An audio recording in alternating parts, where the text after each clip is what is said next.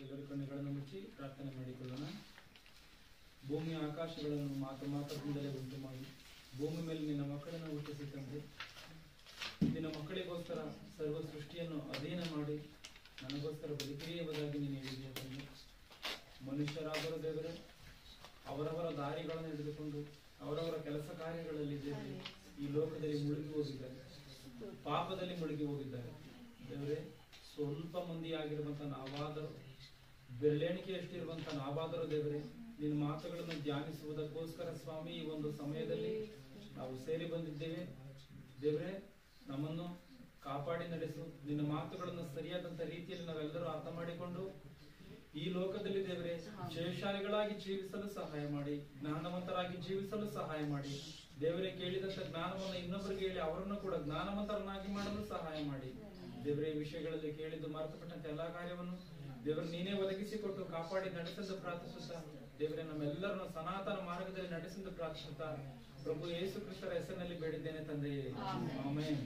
ಎಲ್ಲರಿಗೂ ಕರ್ತನಾದ ಯೇಸು ಕ್ರಿಸ್ತನ ಹೆಸರಿನಲ್ಲಿ ಒಂದು ಬೆಳಗಿನ ಶುಭ ವಂದನೆಗಳು. ಪ್ರೀತಿ ದೇವರಿಗೆ ಒಂದು ವಚನವನ್ನು ಓದಿಕೊಳ್ಳೋಣ. 2 ಕೊರಿಂಥದವರಿಗೆ ಬರೆದ ಪತ್ರಿಕೆ 12ನೇ ಅಧ್ಯಾಯ 9ನೇ ವಚನವನ್ನು ಓದಿ ದಯಮಾಡಿ ಗಟ್ಟಿಯಾಗಿ ಸ್ಪಷ್ಟವಾಗಿ. 2 ಕೊರಿಂಥ 12:9.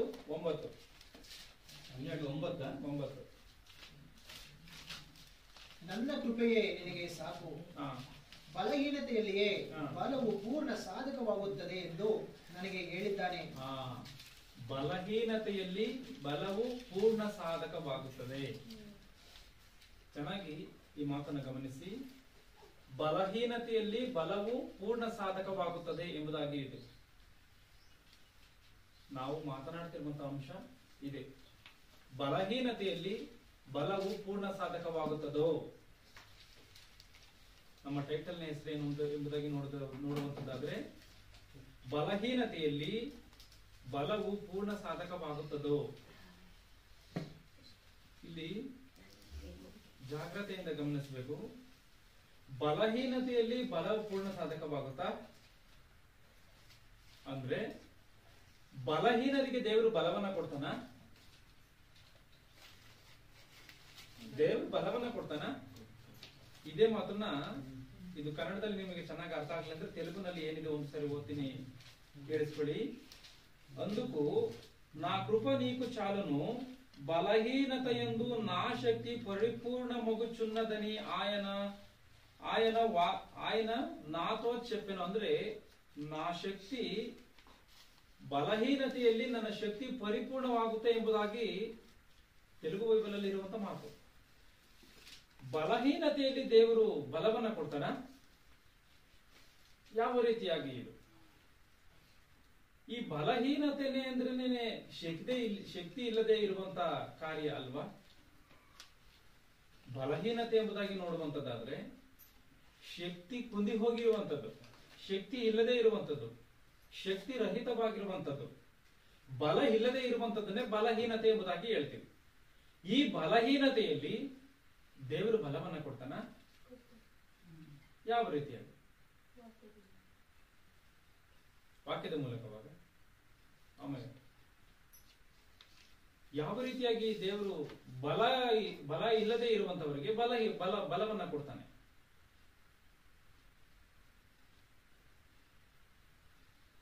ಈ ಬಲಹೀನತೆ ಎಂಬುದಾಗಿ ನೋಡುವಂತದ್ದಾದ್ರೆ ಯಾವ ಶಕ್ತಿ ಇಲ್ಲದೆ ಇರುವಂತವನ್ನೇ ಬಲಹೀನತೆ ಎಂಬುದಾಗಿ ಹೇಳ್ತೀವಿ. ಕೆಲವರಿಗೆ ಬ್ಲಡ್ ಇರಲ್ಲ. ಬ್ಲಡ್ ಇಲ್ದಾಗ ಏನಾಗುತ್ತೆ? ವೀಕ್ನೆಸ್ ಆಗೋಗ್ಬಿಡ್ತಾರೆ, ಸುಸ್ತಾಗಿ ಹೋಗ್ತಾರೆ ಅವರು, ಅಂದ್ರೆ ಕುಂದಿ ಹೋಗ್ತಾರೆ ಅವರು, ಬಲಹೀನತೆಯಲ್ಲಿ ಬಿದ್ದೋಗ್ತಾರೆ ಅವರು. ರೋಗ ಬಂದಾಗ ಬಲಹೀನತೆಯಲ್ಲಿ ಬಿದ್ದೋಗ್ತೀರಾ? ಪ್ರತಿಯೊಬ್ರು ಬಿದ್ದೋಗ್ತಾರ? ಪ್ರತಿಯೊಬ್ರು ಬಲವನ್ನ ಕಳ್ಕೊಂಡು ಬಿಡ್ತಾರೆ. ಯಾಕೆಂದ್ರೆ ಯಾವಾಗ ದೇಹದಲ್ಲಿರುವಂತಹ ಇಮ್ಯುನಿಟಿ ಪವರ್ ಕಡಿಮೆ ಆಗಿ ಹೋಗುತ್ತೋ ಅವಾಗ ದೇಹದಲ್ಲಿ ಶಕ್ತಿ ಇರಲ್ಲ. ಶಕ್ತಿ ಇಲ್ಲದ ಕಾರಣ ಶರೀರ ಸರಿಯಾಗಿ ಇರೋದಕ್ಕೆ ಕಷ್ಟ, ನಡೆಯೋದಕ್ಕೆ ಕಷ್ಟ, ಶರೀರ ಯಾವ ಕೆಲಸವನ್ನು ಮಾಡೋದಕ್ಕೆ ಆಗದೇ ಇಲ್ಲ. ಅವಾಗ ಬಲಹೀನತೆಯಲ್ಲಿ ಬಿದ್ದೋಗುತ್ತೆ, ಬಲಹೀನತೆ ಸ್ಥಿತಿಯಲ್ಲಿ ಹೋಗುತ್ತೆ. ಇದನ್ನೇ ಏನಂತ ಹೇಳ್ತೀವಿ? ಬಲಹೀನತೆ ಎಂಬುದಾಗಿ ಹೇಳ್ತೀವಿ. ರಕ್ತ ಇಲ್ಲದೆ ಇದ್ರೆ ಬಲಹೀನತೆ, ಕಾಯಿಲೆಯಲ್ಲಿ ಬಿದ್ದರೆ ಬಲಹೀನತೆ. ಈಗ ಇಂಥ ಒಂದು ಸ್ಥಿತಿಯಲ್ಲಿ ಬಲ ಬರುತ್ತಾ? ಬೈಬಲ್ ಏನ್ ಹೇಳುತ್ತೆ ಅಂದ್ರೆ ಬಲಹೀನತೆಯಲ್ಲಿ ಬಲವು ಸಂಪೂರ್ಣವಾಗಿ ಬರುತ್ತೆ ಎಂಬುದಾಗಿ ಬೈಬಲ್ ಹೇಳುತ್ತೆ. ಯಾವ ರೀತಿಯಾಗಿ ಬಲ ಬರಬಹುದು? ಈ ಬಲಹೀನತೆ ಎನ್ನುವಂಥದ್ದನ್ನು ನೋಡುವಂತದ್ದಾದ್ರೆ ದೈಹಿಕವಾಗಿ ಆಗಿರ್ಬೋದು, ಆತ್ಮಿಕವಾಗಿ ಆಗಿರ್ಬೋದು, ಎರಡೂ ರೀತಿಯಲ್ಲಿ ಆಗಿರ್ಬೋದು. ಒಂದೇ ರೀತಿಯಲ್ಲಿ ಮಾತ್ರ ಅಲ್ಲ. ದೈಹಿಕವಾಗಿ ಬಲಹೀನತೆ ಆಗುವಂಥದ್ದು ಒಂದೇ ಅಲ್ಲ, ಆತ್ಮಿಕವಾಗಿ ಬಲಹೀನತೆ ಆಗ್ತಾರ. ಆತ್ಮಿಕವಾಗಿ ಬಲಹೀನತೆ ಆಗುವಂಥದ್ದು ಅಂದ್ರೆ ಯಾವ ರೀತಿಯಾಗಿ, ಹೆಂಗೆ?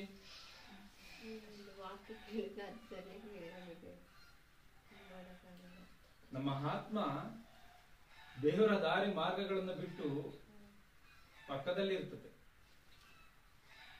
ಇದು ಆತ್ಮಕ್ಕೆ ಇರುವಂತ ಬಲಹೀನತೆ.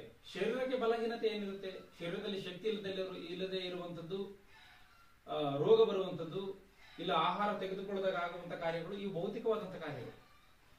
ಆತ್ಮಿಕವಾಗಿ ಬಲಹೀನತೆ ಆಗ್ತಾರ, ಆತ್ಮಿಕವಾಗಿ ಪೂರ ಬಲಹೀನತೆ ಆಗ್ತಾರೆ. ಯಾಕೆಂದ್ರೆ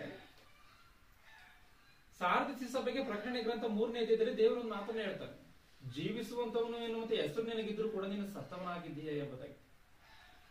ಅಂದ್ರೆ ಜೀವಂತವಾಗಿ ಸಾರ್ವತ್ರಿಕ ಸಭೆಗೆ ದೇವರು ಹೇಳುವಂತ ಮಾತು, ಜೀವಂತವಾಗಿ ಇದ್ದೀಯ ನೀನು, ಆದರೆ ಸತ್ತವನಾಗಿದ್ದೀಯ. ಅಂದ್ರೆ ದೇವರ ಲೆಕ್ಕದಲ್ಲಿ ಸತ್ತೋಗಿದ್ದಾನೆ. ಅಂದ್ರೆ ದೇವರ ಲೆಕ್ಕದಲ್ಲಿ ಸತ್ತೋಗಿರುವಂತವನು ಅಂದ್ರೆ ಅದು ಯಾವ ರೀತಿಯಾಗಿ? ಭೌತಿಕವಾಗಿ, ಆತ್ಮಿಕವಾಗಿಯಾ? ಆತ್ಮಿಕವಾಗಿ ನೆನೆ ಜೀವಿಸುವಂತವನು ಅಂತ ಹೆಸರು ನಿನಗಿದೆ. ಅಂದ್ರೆ ಈಗ ನಾನು ಜೀವಂತವಾಗಿದ್ದೀನಿ, ದೇವರು ನನ್ನನ್ನು ನೋಡಿ ನೀನು ಅಪರಾಧವನ್ನ ಮಾಡ್ತಾ ಇದೀಯಾ, ಪಾಪವನ್ನ ಮಾಡ್ತಾ ಇದೀಯಾ, ಆದ್ರಿಂದ ನೀನು ನನ್ನ ದೃಷ್ಟಿಯಲ್ಲಿ ಸತ್ತೋಗಿದೆಯಾ ಎಂಬುದಾಗಿ ಹೇಳ್ತಾರೆ ಅಂತ ಹೇಳಿ. ಈಗ ನಾನು ಸತ್ತೋಗಿರ್ತೀನ?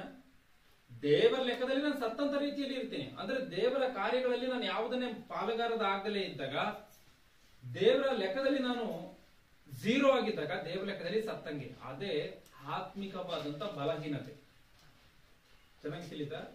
ಆತ್ಮಿಕವಾದಂತ ಬಲಹೀನತೆ ಐತೆ, ದೈಹಿಕವಾದಂತ ಬಲಹೀನತೆ ಐತೆ.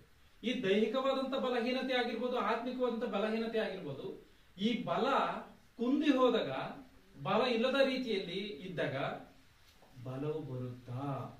ಅದೇ ನಾವು ಮಾತನಾಡಿಕೊಳ್ಳುವಂತ ಟಾಪಿಕ್. ಯಾಕೆ ಈ ಒಂದು ಟಾಪಿಕ್ ಅನ್ನ ಆಲೋಚನೆ ಮಾಡಿ ನೋಡ್ಬೇಕು ಅಂದ್ರೆ, ದೇವರು ಪೌಲನಿಗೆ ಹೇಳಿದಂತ ಮಾತು, ಬಲಹೀನತೆಯಲ್ಲಿಯೇ ನನ್ನ ಶಕ್ತಿ ಪರಿಪೂರ್ಣವಾಗಿ ಹೋಗುತ್ತೆ ಎಂಬುದಾಗಿ. ನಮಗೆ ಈ ವಿಷಯವನ್ನು ನಾವು ಆಲೋಚನೆ ಮಾಡಿದ್ರೆ ನಮ್ಮ ತಲೆ ಕೆಟ್ಟೋಗ್ಬಿಡುತ್ತೆ. ಯಾಕೆ ಅಂತಂದ್ರೆ ಯಾವ ರೀತಿಯಾಗಿ ಬಲ ಎನ್ನುವಂಥದ್ದು ಕಳೆದು ಬಲಹೀನತೆಯಿಂದ ಇರುವಂತವ್ರಿಗೆ ಬಲ ಯಾವ ರೀತಿಯಾಗಿ ಬರುತ್ತೆ? ಶರೀರದಲ್ಲಿ ರೋಗ ಬಂದಾಗ, ಬಲಹೀನತೆಯಲ್ಲಿದ್ದಾಗ ಬಲ ಬರ್ಬೇಕು ಅಂದ್ರೆ ಏನ್ ಮಾಡ್ಬೇಕು? ಟ್ಯಾಬ್ಲೆಟ್ ಅನ್ನು ತಗೋಬೇಕು, ಇಲ್ಲ ಆಹಾರವನ್ನು ತೆಗೆದುಕೊಳ್ಬೇಕು. ಭೌತಿಕವಾಗಿ ಶರೀರವನ್ನು ಬಲಪಡಿಸಬೇಕು ಅಂದ್ರೆ ಯಾವುದೋ ಒಂದು ಕಾರ್ಯವನ್ನು ತೆಗೆದುಕೊಳ್ಬೇಕು, ಭೌತಿಕವಾದಂತ ಕಾರ್ಯಗಳನ್ನು ತೆಗೆದುಕೋಬೇಕು. ಅದು ಮೆಡಿಸಿನ್ ಆಗಿರ್ಬೋದು, ಆಹಾರ ಆಗಿರ್ಬೋದು, ಇನ್ನೊಂದಾಗಿರ್ಬೋದು, ಮತ್ತೊಂದಾಗಿರ್ಬೋದು. ಇಮ್ಯುನಿಟಿ ಪವರ್ ಜಾಸ್ತಿ ಆಗುವಂತಕ್ಕೆ ಬೇಕಾಗಿರುವಂತ ಕೆಲವೊಂದು ಅಂಶಗಳನ್ನು ತೆಗೆದುಕೊಳ್ಳಲೇಬೇಕು. ಅವಾಗ ಮಾತ್ರವೇ ಬಲ ಬರುತ್ತೆ ಈ ಶರೀರಕ್ಕೆ. ಆದ್ರೆ ದೇವರು ಆ ರೀತಿಯಾದ ಕಾರ್ಯಗಳನ್ನ ಇಲ್ಲಿ ಹೇಳ್ತಾ ಇಲ್ಲ. ಬಲಹೀನತೆಯಲ್ಲಿ ಅದು ಆತ್ಮಿಕವಾಗಿದ್ರು ಸರಿ, ಭೌತಿಕವಾಗಿದ್ರು ಸರಿ, ಬಲ ಬರುತ್ತೆ ಎಂಬುದಾಗಿ ದೇವರು ಹೇಳ್ತಾರೆ. ಒಂದು ವಚನವನ್ನು ಓದಿಕೊಂಡು ಮುಂದೆ ಸಾಗಿಕೊಳ್ಳೋಣ. ಯೆಶಾಯನ ಗ್ರಂಥ 40ನೇ ಅಧ್ಯಾಯ 29ನೇ ವಚನ. ಯೆಶಾಯನ ಗ್ರಂಥ 40ನೇ ಅಧ್ಯಾಯ 29ನೇ ವಚನ. ಸೋತವನಿಗೆ ತ್ರಾಣವನ್ನು ಅನುಗ್ರಹಿಸಿ ನಿರ್ಬಲನಿಗೆ ಬಹುಬಲವನ್ನು ದಯಪಾಲಿಸುತ್ತಾನೆ. ಸೋತವನಿಗೆ ತ್ರಾಣವನ್ನು ಅನುಗ್ರಹಿಸಿ ನಿರ್ಬಲನಿಗೆ ಬಹುಬಲವನ್ನು ದಯಪಾಲಿಸುತ್ತಾನೆ. ಜಾಗ್ರತೆಯಿಂದ ಈ ಮಾತನ್ನ ಗಮನಿಸಿ. ನಿರ್ಬಲನಿಗೆ ಬಹುಬಲವನ್ನು ದಯಪಾಲಿಸುತ್ತಾನೆ. ಬಲಹೀನತೆಯಿಂದ ಇರುವಂತವನಿಗೆ ನಿರ್ಬಲಾವಸ್ಥೆ ಅಂದ್ರೆ ಏನು? ನಿರ್ಬಲ ಅಂದ್ರೆ ಏನು? ಬಲ ಇಲ್ಲದೆ ಇರುವಂತದ್ದೇ. ಬಲವನ್ನ ಕಳೆದುಕೊಂಡಂತವನನ್ನೇ ಈತನು ನಿರ್ಬಲನು ಎಂಬುದಾಗಿ ಹೇಳ್ತೀವಿ. ಈ ನಿರ್ಬಲನಿಗೆ ದೇವರು ಏನ್ ಮಾಡ್ತಾನಂತೆ? ಬಹುಬಲವನ್ನ ದಯಪಾಲಿಸ್ತಾನಂತೆ. ಕಡಿಮೆ ಬಲವನ್ನ ಅಲ್ಲ, ಬಹುಬಲವನ್ನ ದೇವರು ದಯಪಾಲಿಸ್ತಾನಂತೆ. ದೇವರು ಬಹುಬಲವನ್ನ ದಯಪಾಲಿಸ್ತಾನ. ಬಹುಬಲವನ್ನ ದಯಪಾಲಿಸ್ತಾನೆ ಎಂಬುದಾಗಿ ದೇವರ ವಾಕ್ಯವು ಹೇಳುವಂತ ಮಾತು. ಇದು ನನ್ನ ಮಾತಲ್ಲ, ನಿಮ್ಮ ಮಾತಲ್ಲ. ದೇವರ ವಾಕ್ಯದಲ್ಲಿ ಬರೆಯಲ್ಪಟ್ಟಿರುವಂತ ಸಾಕ್ಷಾತ್ ಸೃಷ್ಟಿಕರ್ತನ ಆ ಒಂದು ಮಾತುಗಳೇ. ಮತ್ತೆ ಓದಿಯೋಣ. ಸೋತವನಿಗೆ ತ್ರಾಣವನ್ನು ಅನುಗ್ರಹಿಸಿ ನಿರ್ಬಲನಿಗೆ ಬಹು ಬಲವನ್ನು ದಯಪಾಲಿಸುತ್ತಾನೆ. ನಿರ್ಬಲನಿಗೆ ಬಹು ಬಲವನ್ನು ದಯಪಾಲಿಸ್ತಾನಂತೆ. ಅಂದ್ರೆ ಯಾವ ರೀತಿಯಾಗಿ ನಿರ್ಬಲನಿಗೆ ಬಹುಬಲವನ್ನು ದಯಪಾಲಿಸ್ತಾನೆ?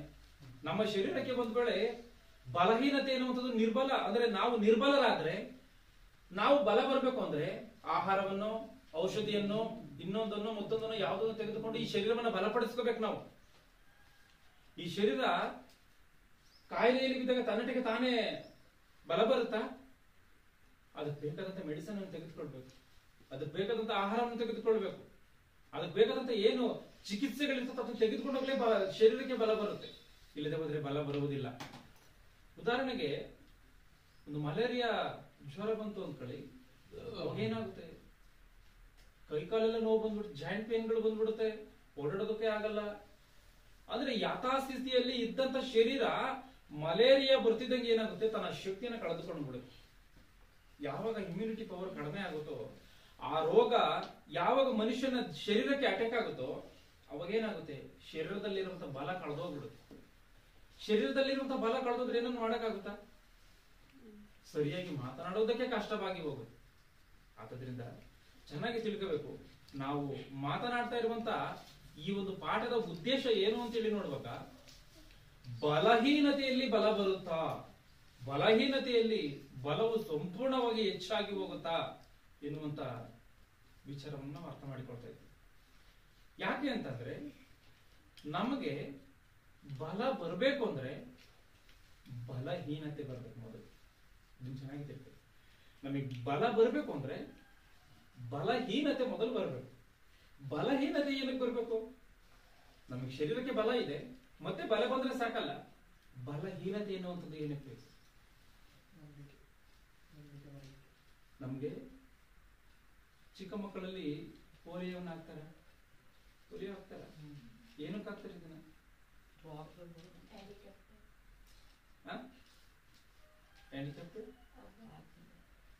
ಹ್ಯಾಂಡಿಕ್ಯಾಪ್ ಎಲ್ಲಿ ಆಗ್ತಾರೆ? ಹ್ಯಾಂಡಿಕ್ಯಾಪ್ ಮತ್ತೆ ಆಕ್ಸಿಡೆಂಟ್, ಪೋಲಿಯೋ ಹಾಕಿಸ್ಕೊಂಡ್ರೆ ಯಾರು ಆಕ್ಸಿಡೆಂಟ್ ಆದಾಗ ಹ್ಯಾಂಡಿಕ್ಯಾಪ್ ಆಗಿಲ್ವಾ?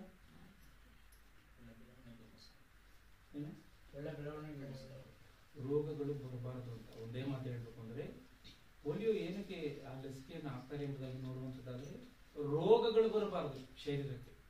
ಅದಕ್ಕೆ ಚಿಕ್ಕಂದಿನಲ್ಲಿ ಏನ್ ಮಾಡ್ತಾರೆ, ಆ ಒಂದು ಮೆಡಿಸನ್ ಅನ್ನ ಹಾಕ್ತಾರೆ. ಈ ಮೆಡಿಸನ್ ಅನ್ನ ಏನಕ್ಕೆ ಹಾಕಿದ್ರು?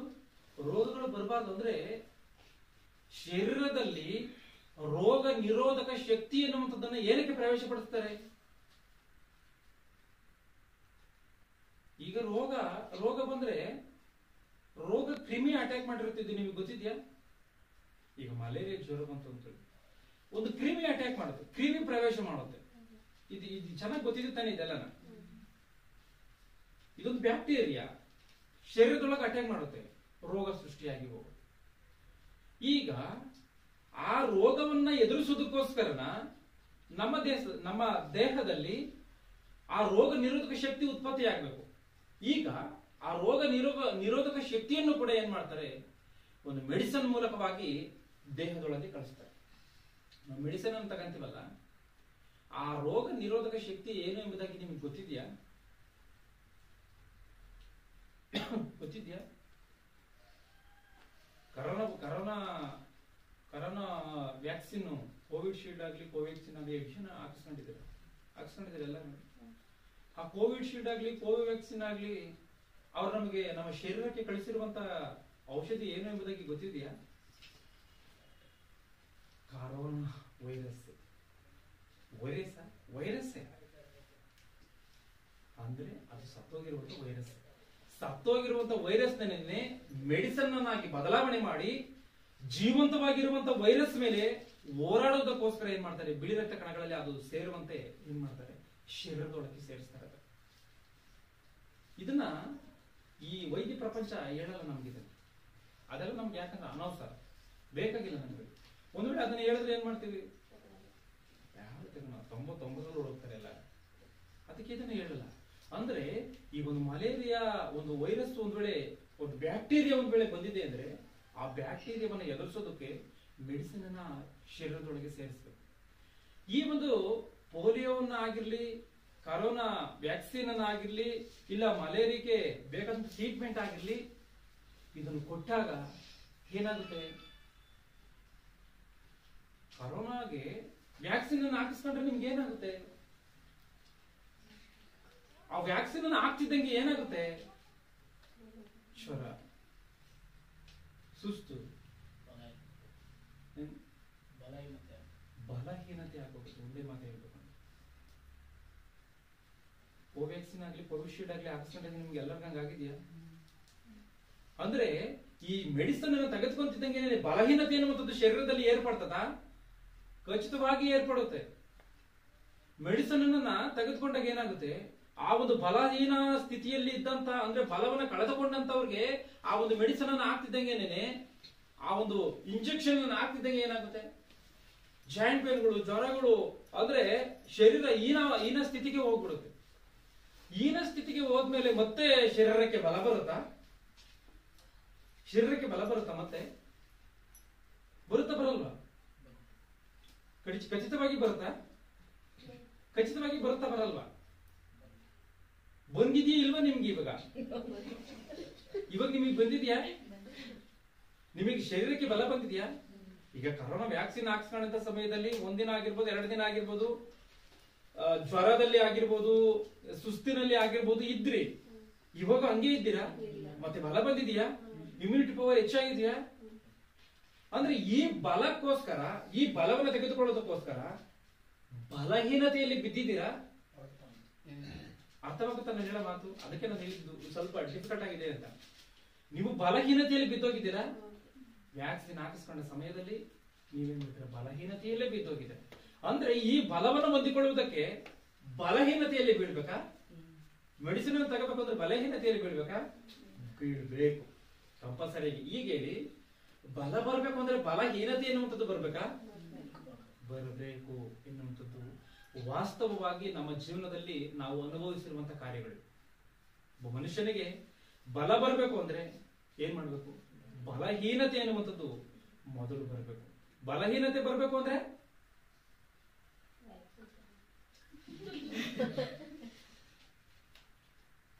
ಚೆನ್ನಾಗಿದೆ.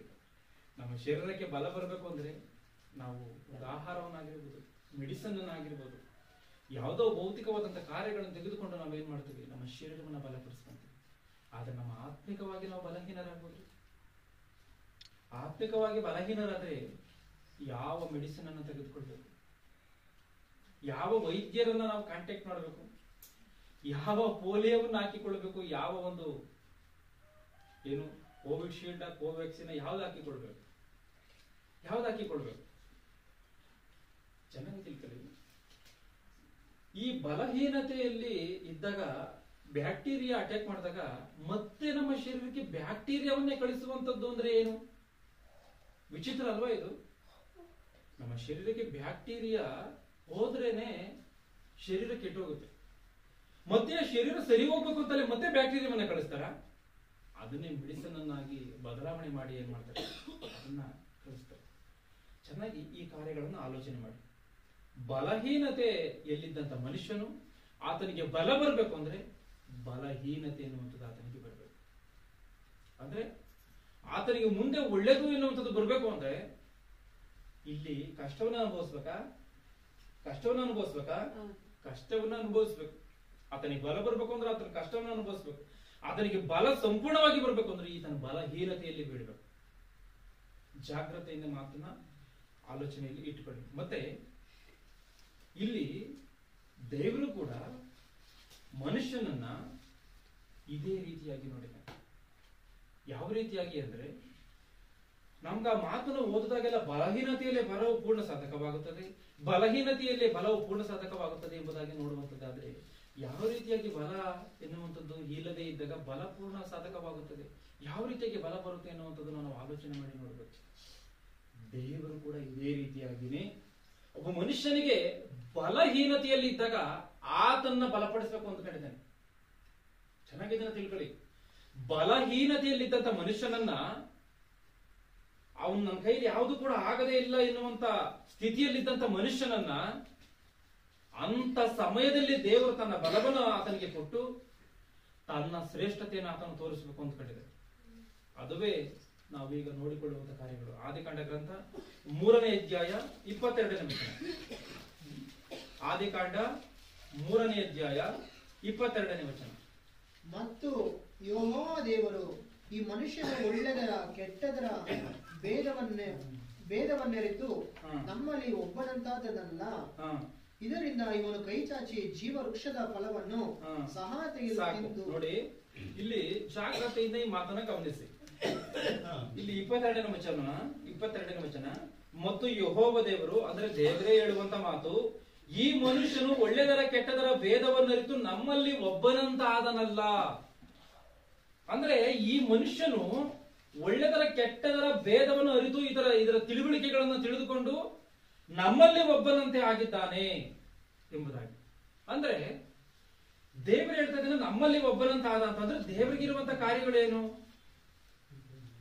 ಒಳ್ಳೆದರ ಕೆಟ್ಟದರ ಅರಿವನ್ನು ಈತನ ತಿಳಿದು ನಮ್ಮಲ್ಲಿ ಒಬ್ಬನಂತ ಆಗಿದ್ದಾನೆ ಅಂತ ಹೇಳಿದ್ರೆ ದೇವರಿಗೆ ಒಳ್ಳೆದರ ಕೆಟ್ಟದರ ಅರಿವಿದೆಯಾ? ದೇವರಿಗೆ ಒಳ್ಳೆದರ ಕೆಟ್ಟದರ ಅರಿವಿದೆಯಾ? ಖಚಿತವಾಗಿ ಇದೆ. ಇದರಲ್ಲಿ ಎರಡು ಮಾತುಗಳನ್ನು ಹೇಳುವಂತದ್ದಲ್ಲ, ಮತ್ತೆ ನೀವು ಡಲ್ ಆಗಿ ಹೇಳುವಂತದ್ದಲ್ಲ, ಸ್ಪಷ್ಟವಾಗಿ ಹೇಳ್ಬೇಕು ಈ ಮಾತನ್ನ. ಒಳ್ಳೆದರ ಕೆಟ್ಟದರ ಅರಿವಿದೆಯಾ? ನಾವು ಒಂದು ಮಾತನ್ನು ನಮ್ಗೆ ಒಂದು ಆಲೋಚನೆಗಳಿರುತ್ತೆ. ಯಾವುದೇ ಒಂದು ಕೆಲಸವನ್ನಾಗ್ಲಿ ನಾವು ಅದನ್ನ ಮಾಡಿದಾಗ ಅದು ಅನುಭವಕ್ಕೆ ಬಂದಾಗಲೇ ನಮಗೆ ಗೊತ್ತಾಗುತ್ತೆ ಅನ್ನುವಂಥದ್ದನ್ನ. ಆದ್ರೆ ದೇವರು ಆ ರೀತಿಯಾಗಿ ಅಲ್ಲ, ಮನುಷ್ಯನ ರೀತಿ ಅಲ್ಲ ದೇವರು. ಮನುಷ್ಯರು ಯಾವುದೊಂದು ಕಾರ್ಯವನ್ನ ಅದನ್ನ ಪ್ರಾಕ್ಟಿಕಲ್ ಆಗಿ ಅದನ್ನ ಮಾಡಿದಾಗಲೇನೆ ಅದರ ಕಾರ್ಯಗಳು ಏನು ಅಂತ ಹೇಳಿ ಆತನಿಗೆ ಅನುಭವ ಆಗುತ್ತೆ, ಅವಾಗ ಅದನ್ನ ತಿಳ್ಕೊಂತಾನೆ. ಆದ್ರೆ ದೇವರು ಆ ರೀತಿಯಾಗಿ ಅಲ್ಲ. ಒಳ್ಳೆದರ ಕೆಟ್ಟದರ ಅರಿವು ದೇವರಿಗಿದೆ. ಈಗ ಮನುಷ್ಯನು ಒಂದು ವೇಳೆ ಕೆಟ್ಟದನ್ನ ತಿಳ್ಕೋಬೇಕು ಅಂದ್ರೆ ಹೋಗಿ ಆತನು ಪಾಪವನ್ನ ಮಾಡಿ ಆ ಪಾಪದಲ್ಲಿ ಏನು ಅನುಭವ ಆಗುತ್ತೋ ಅವಾಗ ಆತನ ತಲೆಯಲ್ಲಿ ಇಟ್ಕೊಂಡು ಇದು ಒಳ್ಳೇದು ಇದು ಕೆಟ್ಟದು ಎಂಬುದಾಗಿ ಆತನ ಆಲೋಚನೆ ಮಾಡ್ಬೇಕು. ಆದ್ರೆ ದೇವರು ಆ ರೀತಿಯಾಗಿ ಅಲ್ಲ. ದೇವರು ಒಳ್ಳೇದನ್ನ ಮಾಡದಲೇ ಇದ್ರು ಕೆಟ್ಟದನ್ನ ಮಾಡದಲೇ ಇದ್ರು ಎಲ್ಲವನ್ನ ತಿಳಿದಂತವನು ದೇವರು. ಎಲ್ಲವನ್ನ ತಿಳಿದಂತವನು ದೇವರು. ದೇವರು ಇಲ್ಲಿ ಯಾರ ವಿಷಯವಾಗಿ ಮಾತನಾಡ್ತಾ ಇದ್ದಾರೆ ಗೊತ್ತಿದ್ಯಾ? ಯಾರ ವಿಷಯವಾಗಿ ಮಾತಾಡ್ತಾ ಇದ್ದಾನೆ? 3:22ನೇ ವಚನದಲ್ಲಿ ದೇವರು ಯಾರ ವಿಷಯದಲ್ಲಿ ಮಾತಾಡ್ತಾ ಇದ್ದಾನೆ? ಆದಾಮನ ವಿಷಯದಲ್ಲಿ ಮಾತಾಡ್ತಾ ಇದ್ದಾರೆ. ಯಾಕೆ ಆದಾಮನ ವಿಷಯದಲ್ಲಿ ಇದನ್ನು ಮಾತಾಡ್ತಾ ಇದ್ದಾರೆ? ಆದಾಮನ್ ಏನ್ ಮಾಡಿದ್ದಾನೆ? ಪಾಪವನ್ನು ಮಾಡಿದ್ದಾನೆ.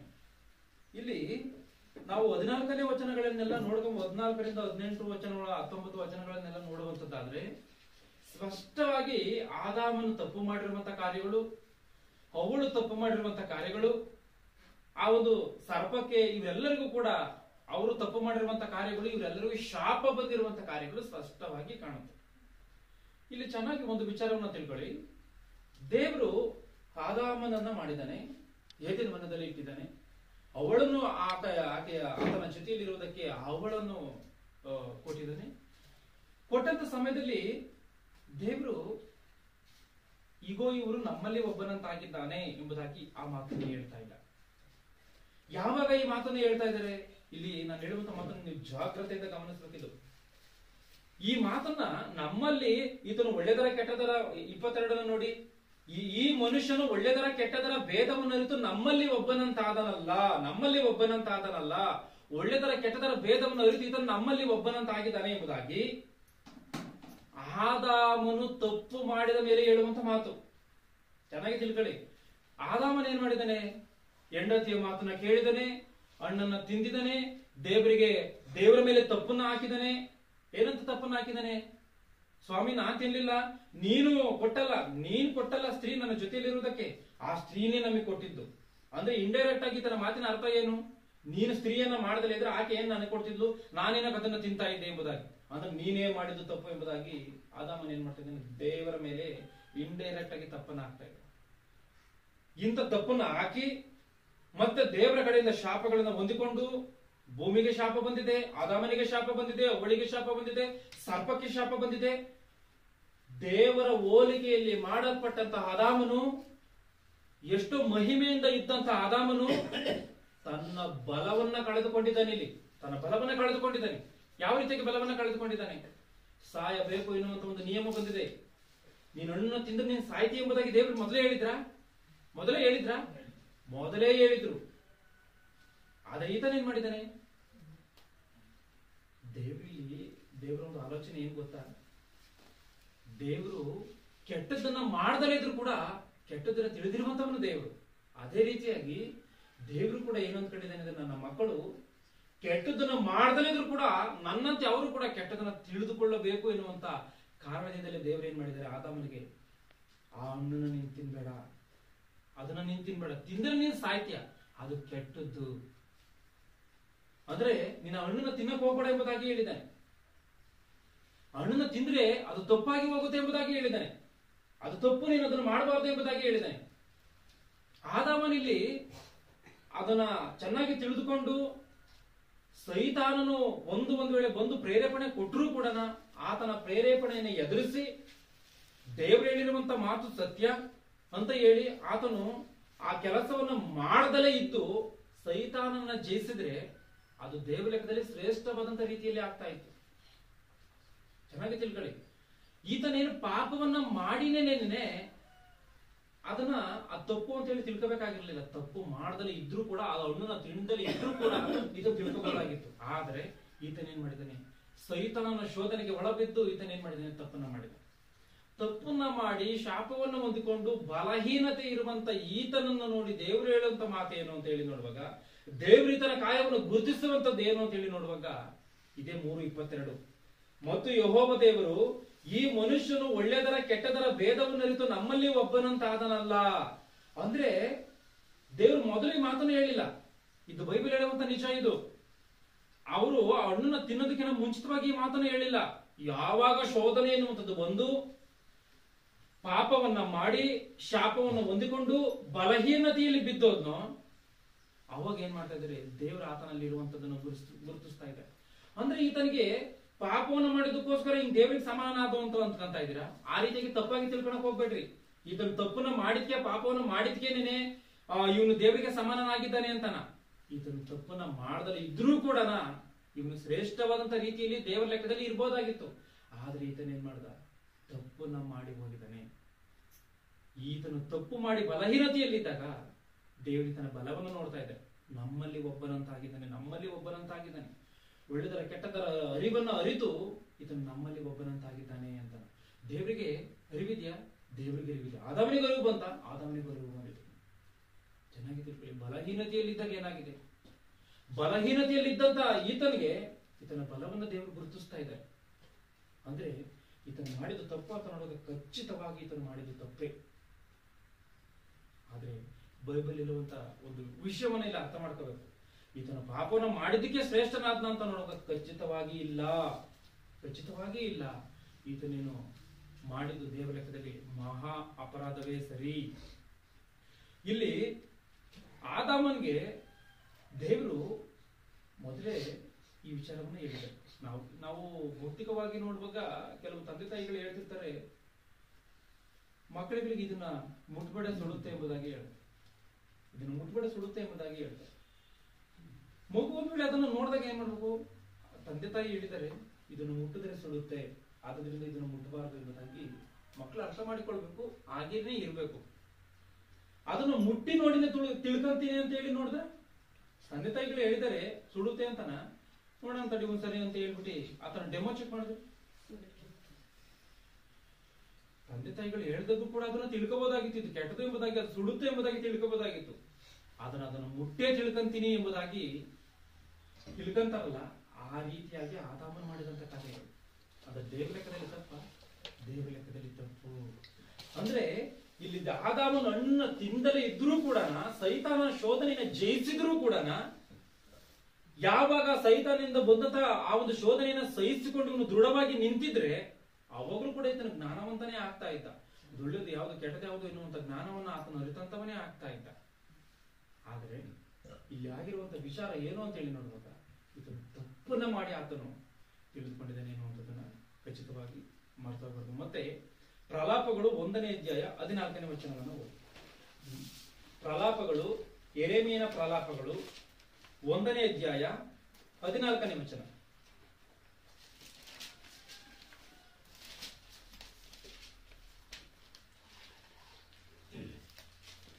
ಆತನ ಕೈ ನನ್ನ ದ್ರೋಹಗಳನ್ನು ನೊಗದ ಕಣ್ಣಿಗಳನ್ನು ಎಂಬಂತೆ ನನಗೆ ಬಿಗಿದದೆ. ಅವು ಉರಿಗೊಂಡು ನನ್ನ ಕುತ್ತಿಗೆಯನ್ನು ಸುತ್ತಿಕೊಂಡಿವೆ. ನನ್ನ ಬಲವನ್ನು ಕುಂದಿಸಿದ್ದಾನೆ. ನನ್ನ ಬಲವನ್ನ ಕುಂದಿಸಿದ್ದಾನೆ. ಅಂದ್ರೆ ದೇವರು ಬಲವಂತರನ್ನ ಬಲಹೀನತರನ್ನಾಗಿ ಮಾಡ್ತಾನ? ಈ ವಚನ ಹೇಳುವಂತ ಮಾತನ್ನ ನೋಡಿ. ನನ್ನ ಬಲವನ್ನ ಕುಂದಿಸಿದ್ದಾನೆ ಅಂತ ಅಂದ್ರೆ ಬಲ ಇದ್ದಂತವನಿಗೆ ಬಲವನ್ನ ಇಲ್ಲದಂತ ರೀತಿ ಮಾಡ್ತಾನಂತೆ, ಬಲಹೀನತೆಯಲ್ಲಿ ಇರುವಂತವನಿಗೆ ಬಲವಂತನನ್ನಾಗಿ ಮಾಡ್ತಾನಂತೆ ದೇವರು. ಆದ್ರೆ ದೇವರು ಎರಡಕ್ಕೂ ಶಕ್ತಿವಂತನಾಗಿದ್ದಾನ? ದೇವರು ಯಾವುದಕ್ಕೂ ಕೂಡ ಶಕ್ತಿವಂತನಾಗಿನೇ ಇರ್ತಾನೆ. ಅದು ದೇವರಿಗಿರುವಂತ ಶಕ್ತಿ. ಯಾಕೆ ಅಂತಂದ್ರೆ ದೇವರ ಕೈಯಲ್ಲಿ ಆಗದೇ ಇರುವಂತ ಕಾರ್ಯವು ಈ ಸೃಷ್ಟಿಯಲ್ಲಿ ಯಾವುದೂ ಇಲ್ಲ. ಒಬ್ಬ ಮನುಷ್ಯನು ಬಲಹೀನತೆಯಲ್ಲಿ ಇದ್ದಾಗ ಆತನನ್ನ ಬಲವಂತನನ್ನಾಗಿ ಬೇಕಾದ್ರೂ ಮಾಡ್ತಾನೆ. ಆತನು ಬಲವಂತನಾಗಿ ಇದ್ದಾಗ ಆತನನ್ನು ಕೂಡ ದುರ್ಬಲ ಬೇಕಾದ್ರೂ ಪಡಿಸ್ತಾನೆ ದೇವರು. ಯಾವುದನ್ನ ಬೇಕಾದ್ರೂ ಮಾಡುವುದಕ್ಕೆ ದೇವರು ಶಕ್ತನಾಗಿದ್ದಾನೆ ಎನ್ನುವಂಥದ್ದನ್ನ ಖಚಿತವಾಗಿ ಮರ್ತೋಗಂಗಿಲ್ಲ. ಮತ್ತೆ 1 ಪೂರ್ವಕಾಲ ವೃತ್ತಾಂತ 29:12 ಓದಿ. 1 ಪೂರ್ವಕಾಲ ವೃತ್ತಾಂತ 29ನೇ ಅಧ್ಯಾಯ 12ನೇ ವಚನ. 12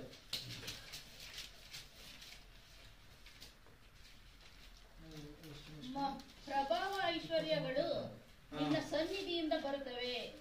ನೀನು ಸರ್ವಾಧಿಕಾರಿಯು. ಬಲ ಪರಾಕ್ರಮಗಳು ನಿನ್ನ ಹಸ್ತದಲ್ಲಿರುತ್ತವೆ. ಎಲ್ಲಾ ದೊಡ್ಡಸ್ತಿಕೆಗೂ ಶಕ್ತಿಗೂ ನೀನೇ ಮೂಲನು. ಸಾಕು ನೋಡಿ. ತೆಲುಗು ಬೈಬಲ್ ಅಲ್ಲಿ ಏನಿದೆಯೋ, ಐಶ್ವರ್ಯమును గొప్పతనమును నీ వలన కలుగును, నీవు సమస్తమును ఏలువాడవు, బలమును పరాక్రమమును నీ దానములు. ಬಲ ಪರಾಕ್ರಮಗಳು ಏನಂತೆ? ದೇವರ ದಾನವಂತೆ. ಬಲ ಪರಾಕ್ರಮಗಳೇನು? ದೇವರ ದಾನ. ಅಂದ್ರೆ ಮನುಷ್ಯನು ಸ್ವತಃವಾಗಿ ಯಾವುದನ್ನು ಕೂಡ ಸಂಪಾದನೆ ಮಾಡಿಕೊಳ್ಳೋದಕ್ಕೆ ಸಾಧ್ಯ ಇಲ್ಲ. ಚೆನ್ನಾಗಿ ತಿಳ್ಕೊಳ್ಳಿ. ಬಲ ಪರಾಕ್ರಮಗಳು నీ దానములు. ಹೆಚ್ಚಿಂಚುವಾಡವನು అందరికి బలము ఇచ్చువాడವನು ನೀನೇ. ಎಲ್ಲರಿಗೂ ಬಲವನ್ನು ಕೊಡುವಂತವನು ನೀನೇ. ದೇವರು ಬಲವನ್ನ ಕೊಡ್ತಾನ ಅಂತ ಹೇಳಿ ನೋಡುವಾಗ ಎಲ್ಲರಿಗೂ ಬಲವನ್ನು ಕೊಡುವಂತವನು ದೇವರೇ ಅಂತೆ. ಬಲವನ್ನ ಕೊಡುವಂತವನು ದೇವರೇ, ಬಲವನ್ನ ಹೀನ ಸ್ಥಿತಿಯಲ್ಲಿ ತರುವಂತವನು ಕೂಡ ದೇವರೇ, ಬಲಪಡಿಸುವಂತವನು ದೇವರೇ, ಬಲಹೀನತೆಯಲ್ಲಿ ತರುವಂತವನು ಕೂಡ ದೇವರೇ. ಯಾವ ರೀತಿಯಾಗಿ ಬಲಪಡಿಸ್ತಾನೆ, ಯಾವ ರೀತಿಯಾಗಿ ಬಲಹೀನ ಪಡಿಸ್ತಾನೆ? ಒಂದು ಸಾರಿ ಬಲಹೀನರಿಗೆ ಯಾವ ರೀತಿಯಾಗಿ ಬಲಪಡಿಸ್ತಾನೋ ಎಂಬುದಾಗಿ ನೋಡುವಂತದ್ದಾದ್ರೆ ವಿಮೋಚನಾ ಕಾಂಡ 4ನೇ ಅಧ್ಯಾಯವನ್ನ ಓಪನ್ ಮಾಡಿ.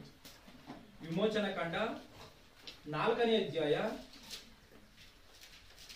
10ನೇ ವಚನದಿಂದ 10ನೇ ವಚನ. ಆದರೆ ಮೋಶೆ ಯೆಹೋವನಿಗೆ, ಸ್ವಾಮಿ, ನಾನು ಮೊದಲಿನಿಂದಲೂ ನೀನು ದಾಸನ ಸಂಗಡ ಮಾತಾಡಿದ ಮೇಲೆಯೂ ವಾಕ್ಚಾತುರ್ಯವಿಲ್ಲದವನು, ನನ್ನ ಮಾತು ನಾಲಿಗೆಯು ಮಂದವಾಗಿವೆ ಎಂದು ಹೇಳಲು ಯೆಹೋವನು ಅವನಿಗೆ, ಮನುಷ್ಯರಿಗೆ ಬಾಯಿಪಟ್ಟವರ್ಯಾರು? ಒಬ್ಬನು ಮೂಕನಾಗಿ ಮತ್ತೊಬ್ಬನು ಕಿವುಡನಾಗಿ, ಒಬ್ಬನು ಕಣ್ಣುಳ್ಳವನಾಗಿ ಮತ್ತೊಬ್ಬನು ಕಣ್ಣಿಲ್ಲದವನಾಗಿರಬೇಕೆಂದು ನೇಮಿಸಿದವರ್ಯಾರು? ಯೆಹೋವನಾಗಿರುವ ನಾನಲ್ಲವೇ? ಸಾಕು ನೋಡಿ ಇಲ್ಲಿ. ಆದರೆ ಮೋಶೆ ಯೆಹೋವನಿಗೆ, ಅಂದ್ರೆ ಇಲ್ಲಿ ದೇವರು ಮೋಶೆಯನ್ನ ಆ ಒಂದು ಐಗುಪ್ತ ದೇಶದಲ್ಲಿ ದಾಸತ್ವದಲ್ಲಿದ್ದಂತ ಇಸ್ರಾಯೇಲರನ್ನ ಬಿಡಿಸೋದಕ್ಕೋಸ್ಕರನ, ನೇಮಕ ಮಾಡೋದಕ್ಕೋಸ್ಕರನ ಮೋಶೆಯನ್ನ ದೇವರು ಆಯ್ಕೆ ಮಾಡ್ತಾ ಇದ್ದಾರೆ.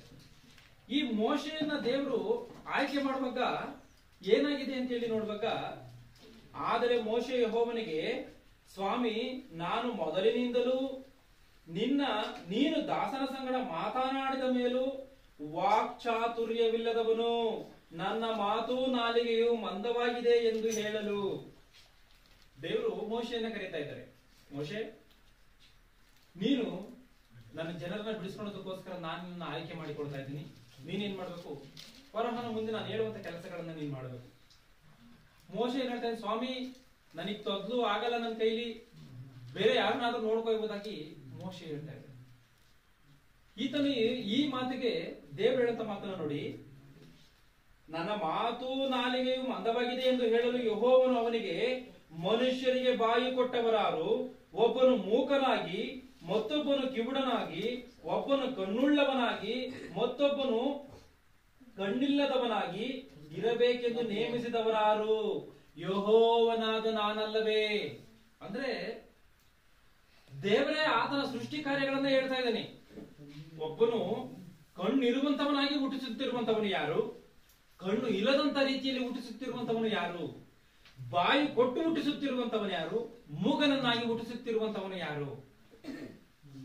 ಯಾವುದಕ್ಕೂ ಕೂಡ ನಾನೇ ಕಾರಣನಾಗಿರುವಾಗ, ಯಾವ ರೀತಿಯಾಗಿ ಹುಟ್ಟಿದ್ರು ಕೂಡ ಅದನ್ನು ನನ್ನ ಒಂದು ಕೈಯೇ ಮಾಡಿರುವಂತ ಕಾರಣ, ನೀನೇನಕ್ಕೆ ಈ ರೀತಿಯಾಗಿ ಬಲವನ್ನ ಕಳೆದುಕೊಂಡಂತ ರೀತಿಯಲ್ಲಿ ಮಾತನಾಡ್ತಾ ಇದೆಯಾ ಎಂಬುದಾಗಿ ದೇವರು ಮೋಶೆಯನ್ನ ಪ್ರಶ್ನೆ ಮಾಡ್ತಾ ಇದ್ದಾರೆ. ಸ್ವಾಮಿ, ನನಗೆ ತೊದಲು ನನ್ನ ಕೈಲಿ ಆಗಲ್ಲ ಅಂತ ಅಂದ್ರೆ, ಬಲಹೀನಾವಸ್ಥೆಯಲ್ಲಿ ಇರುವಂತ ಈತನಿಗೆ ದೇವರು ಹೇಳುವಂತ ಮಾತನ್ನ ನೋಡಿ. ಅವನಿಗೆ ಯೆಹೋವನು ಅವನಿಗೆ ಮನುಷ್ಯರಿಗೆ ಬಾಯಿ ಕೊಟ್ಟವರು ಯಾರು? ಒಬ್ಬನು ಮೂಕನಾಗಿ, ಮತ್ತೊಬ್ಬನು ಕಿವುಡನಾಗಿ, ಒಬ್ಬನು ಕಣ್ಣುಳ್ಳವನಾಗಿ, ಮತ್ತೊಬ್ಬನು ಕಣ್ಣಿಲ್ಲದವನಾಗಿ ಇರಬೇಕೆಂದು ನೇಮಿಸಿದವರು ಯಾರು? ಯೆಹೋವನಾದ ನಾನಲ್ಲವೇ? ನಾನೇ ಇದನ್ನೆಲ್ಲ ಮಾಡ್ತಾ ಇದ್ದೀನಿ. ನಾನೇ ಇದನ್ನೆಲ್ಲ ಮಾಡ್ತಾ ಇದ್ದಾಗ ನೀನ್ ಯಾಕೆ ಬಲಹೀನನಂತೆ, ಅಂದ್ರೆ ನೀನು ತೊದಲನಂತೆ ನೀನು ಏನಕ್ಕೋಸ್ಕರ ನೀನು ಈ ರೀತಿಯಾಗಿ ಮಾತನಾಡ್ತಾ ಇದ್ದೀನಿ ಎಂಬುದಾಗಿ ಹೇಳ್ತಾ ಇದ್ದೇನೆ. 12ನೇ ವಚನವನ್ನು ಗಮನಿಸಿ. ಈಗಿರುವುದರಿಂದ ನೀನು ಹೊರಟು ಹೋಗು, ನಾನು ನಿನ್ನ ಬಾಯಿಗೆ ಸಹಾಯವಾಗಿದ್ದು ನೀನು ಮಾತನಾಡಬೇಕಾದದ್ದನ್ನು ಬೋಧಿಸುವೆನು ಎಂದು ಹೇಳಿದನು. ಚೆನ್ನಾಗಿ ತಿಳ್ಕೊಳ್ಳಿ. ಯಾವ ರೀತಿಯಾಗಿ ಬಲಹೀನತೆಯಲ್ಲಿದ್ದಂಥವನ್ನ ದೇವರು ಬಲಪಡಿಸ್ತಾನೆ ಎಂಬುದಾಗಿ ನೋಡುವಂತದ್ದಾದ್ರೆ ಇದೇ ರೀತಿಯಾಗಿ ಬಲಪಡಿಸ್ತಾರೆ. ಇದೇ ರೀತಿಯಾಗಿ ದೇವರು ಬಲಪಡಿಸ್ತಾರೆ. ಸ್ವಾಮಿ, ನನ್ನ ಕೈಲಿ ಏನು ಮಾಡೋದಕ್ಕಾಗಲ್ಲ ಎಂಬುದಾಗಿ ನಾವು ದೇವರ ಕಾರ್ಯಗಳನ್ನು ಮಾಡುವುದಕ್ಕೆ ಮನಸ್ಸಿನಲ್ಲಿ ಇದ್ದು, ಸಂಪೂರ್ಣವಾಗಿ ಇಷ್ಟ ಇದ್ದು, ಶುದ್ಧ ಮನಸ್ಸಿನಿಂದ ಮಾಡುವುದಕ್ಕೆ ರೆಡಿಯಾಗಿದ್ದು, ಒಂದು ವೇಳೆ ನಮ್ಮ ಕೈಯಲ್ಲಿ ಆಗದಂತ ಪರಿಸ್ಥಿತಿಯಲ್ಲಿ ಇದ್ದೀವಿ ಅಂದ್ಕೊಳ್ಳಿ, ದೇವರು ಯಾವುದನ್ನ ಬೇಕಾದ್ರೂ ಮಾಡ್ತಾನೆ. ಯಾವುದನ್ನ ಬೇಕಾದ್ರೆ ಮಾಡ್ತಾನೆ. ಬರೋ ಅಂತ ಅಂದ್ರೆ ಸಾಮಾನ್ಯವಾದಂತವನಲ್ಲ. ಒಬ್ಬ ರಾಜ, ಈಗ ನಾವು ಹೋಗಿ CM ಅನ್ನ ಭೇಟಿ ಮಾಡ್ಬೇಕು ಅಂದ್ರೆ ಸಾಮಾನ್ಯವಾದಂತ ವಿಚಾರವಲ್ಲ. ಸಿದ್ದರಾಮಯ್ಯನ ಭೇಟಿ ಮಾಡ್ಬೇಕು ಸಾಮಾನ್ಯವಾದಂತ ವಿಚಾರವಲ್ಲ. ಈತನು ಒಬ್ಬ ರಾಜನ ಮುಂದೆ ಹೋಗಿ ನಿಲ್ಬೇಕು, ಸಾಮಾನ್ಯವಾದಂತ ಕಾರ್ಯ ಅಲ್ಲ. ಸಾಮಾನ್ಯವಾದಂತ ಕಾರ್ಯ ಅಲ್ಲವೇ ಅಲ್ಲ. ಯಾಕೆ ಅಂತಂದ್ರೆ, ಹೋಗಿ ಇವತ್ತು ಯಾರೋ ಒಬ್ಬ ಪೊಲಿಟಿಷಿಯನ್ ಮುಂದೆ ಮಾತನಾಡ್ಬೇಕಾದ್ರೆ ಮೊದಲು ಏನ್ ಮಾತಾಡ್ಬೇಕು ಅದನ್ನ ಹೋಗಿ ರೆಡಿ ಮಾಡ್ಕ ಎಂಬುದಾಗಿ ಹೇಳ್ತಾರೆ. ಈತನ ಹೋಗಿ ಅದ್ರ ಮುಂದೆ ತೊದಲು ಮಾತಾಡ್ಕೊಂಡು ನಿಂತ್ಕೊಂಡ್ರೆ ಫರೋಹ ಆತನ ಕೇಳ್ತಾನ? ಮೊದಲೇ ಅಹಂಕಾರಿಗಳು ರಾಜರು ಅಂದ್ರೆ ಕೆಲವರು ಅಹಂಕಾರಿಗಳಾಗಿಯೇ ಕಾಣ್ತಾರೆ ಇತಿಹಾಸದಲ್ಲಿ. ಅದ್ರಲ್ಲೂ ಫರೋಹನ್ ಎಂತ ಗರ್ವಿಷ್ಠನು ಎಂಬುದಾಗಿ ನಾವು ಆತನ ಇತಿಹಾಸವನ್ನು ನೋಡಿದ್ರೆ ಗೊತ್ತಾಗುತ್ತೆ. ಅಂತವರ ಮುಂದೆ ಹೋಗಿ ಇದನ್ನು ತೊದಲು ಮಾತನ್ನ ಮಾತಾಡ್ಕೊಂಡು ನಿಂತ್ಕೊಂಡ್ರೆ ಆಗುತ್ತಾ? ಮೋಶೆ ಆಗಲ್ಲ. ಆದ್ರೆ ಸ್ಪಷ್ಟವಾಗಿ ನೇರವಾಗಿ ಮಾತನಾಡಿದಾನೆ. ದೇವರ ನುಡಿಗಳನ್ನು ಆತನು ನುಡಿದಿದ್ದಾನೆ. ದೇವರ ಕಾರ್ಯಗಳನ್ನ ಎಲ್ಲವನ್ನ ಫರೋಹನ ಮುಂದೆ ಆತನು ಮಾಡಿ ತೋರಿಸಿದ್ದಾನೆ. ಇಲ್ಲಿ ಚೆನ್ನಾಗಿ ಒಂದು ವಿಚಾರವನ್ನು ಆಲೋಚನೆ ಮಾಡಬಹುದು. ಇವತ್ತು ಆರ್ಮಿನಲ್ಲಿ ಯಾರನ್ನ ಸೆಲೆಕ್ಟ್ ಮಾಡ್ಕೊಂತಾರೆ? ನಿಮ್ ಇಲ್ಲಿ ಕೂತಿರೋನೆಲ್ಲರನ್ನು ಸೆಲೆಕ್ಟ್ ಮಾಡ್ಕೊಂತಾರೆ ಆರ್ಮಿನಲ್ಲಿ? ಮಾಡ್ಕೊಳ್ತಾರ? ಏನಕ್ಕೆ ಮಾಡ್ಕೊಳಲ್ಲ?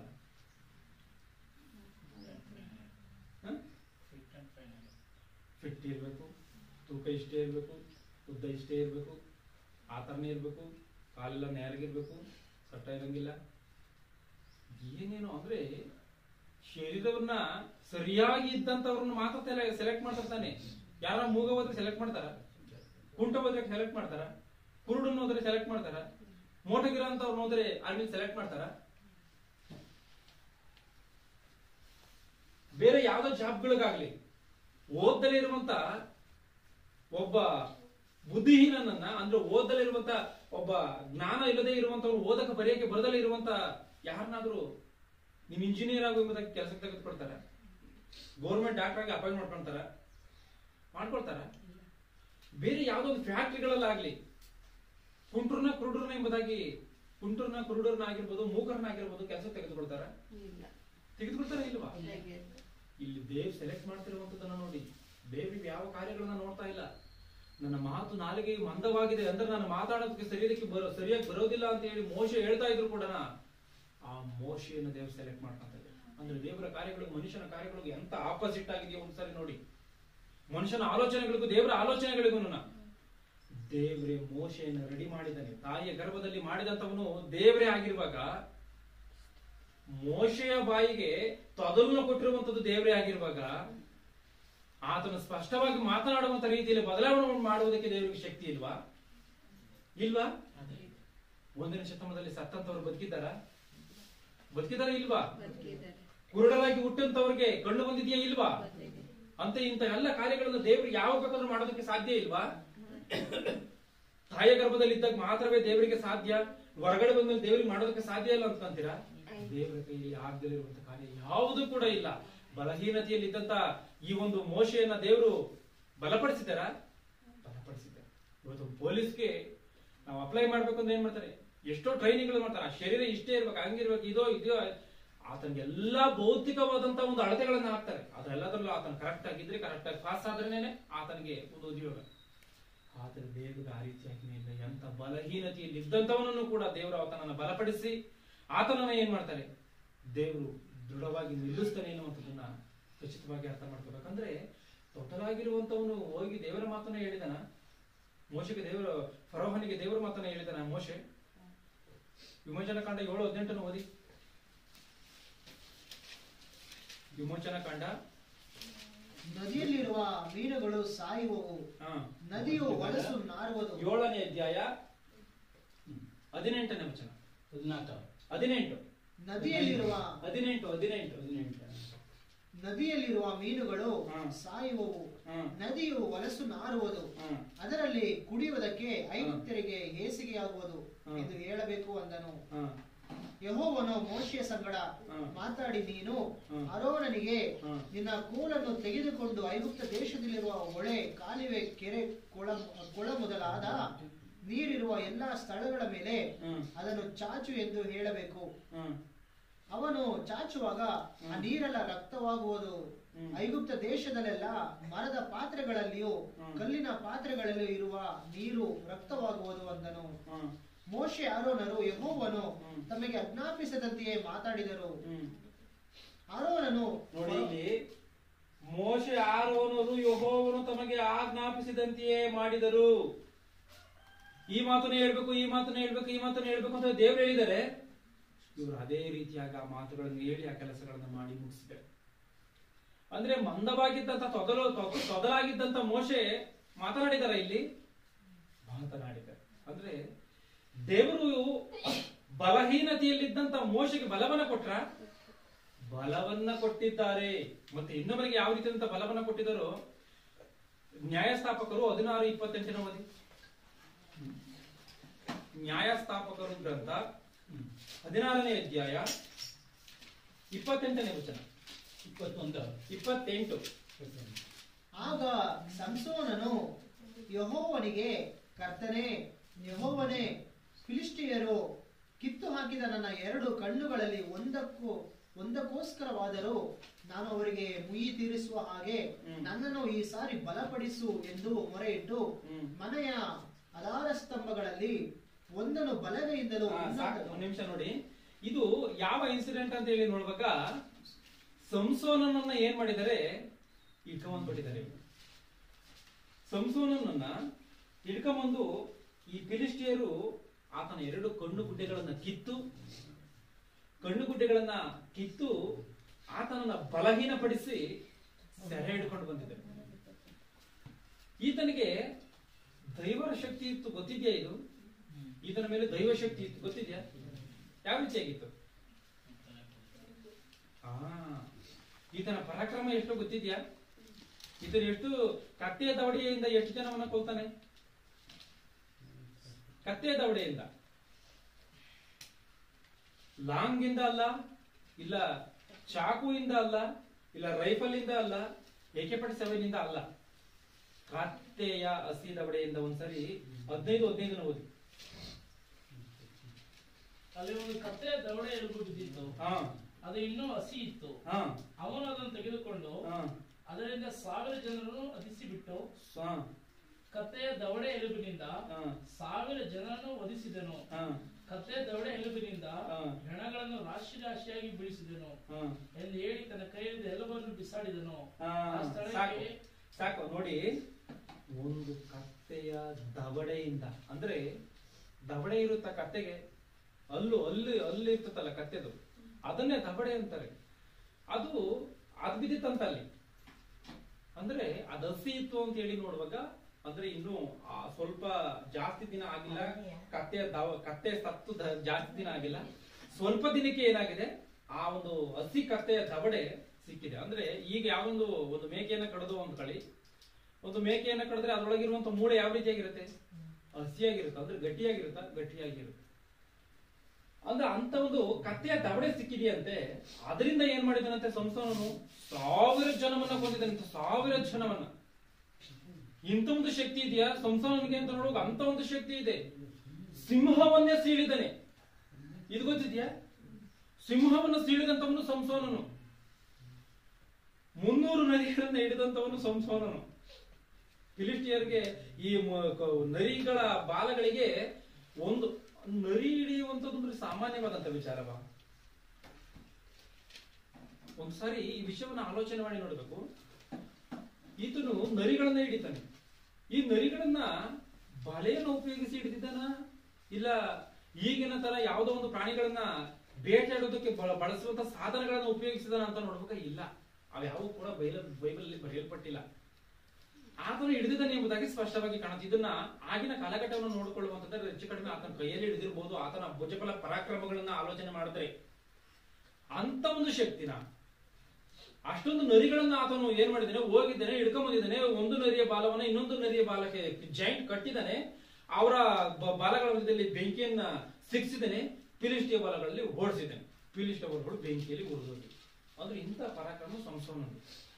ಸಿಂಹವನ್ನೇ ಸೀಳುವಂತ ಶಕ್ತಿ ಸಂಸೋನದು.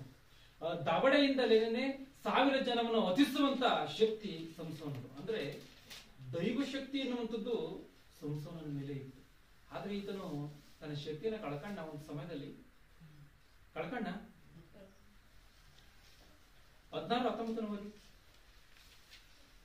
ಆಕೆಯು ಸಂಸೋನನನ್ನು ತನ್ನ ತೊಡೆಯ ಮೇಲೆ ಮಲಗಿಸಿಕೊಂಡು ಅವನಿಗೆ ನಿದ್ರೆ ಹತ್ತಿದಾಗ ಒಬ್ಬ ಮನುಷ್ಯನಿಂದ ಅವನ ತಲೆಯ 7 ಜಡೆಗಳನ್ನು ಬೋಳಿಸಿ ಅವನನ್ನು ದುರ್ಬಲಪಡಿಸಿದಳು. ಅಂದ್ರೆ ಏನರ್ಥ?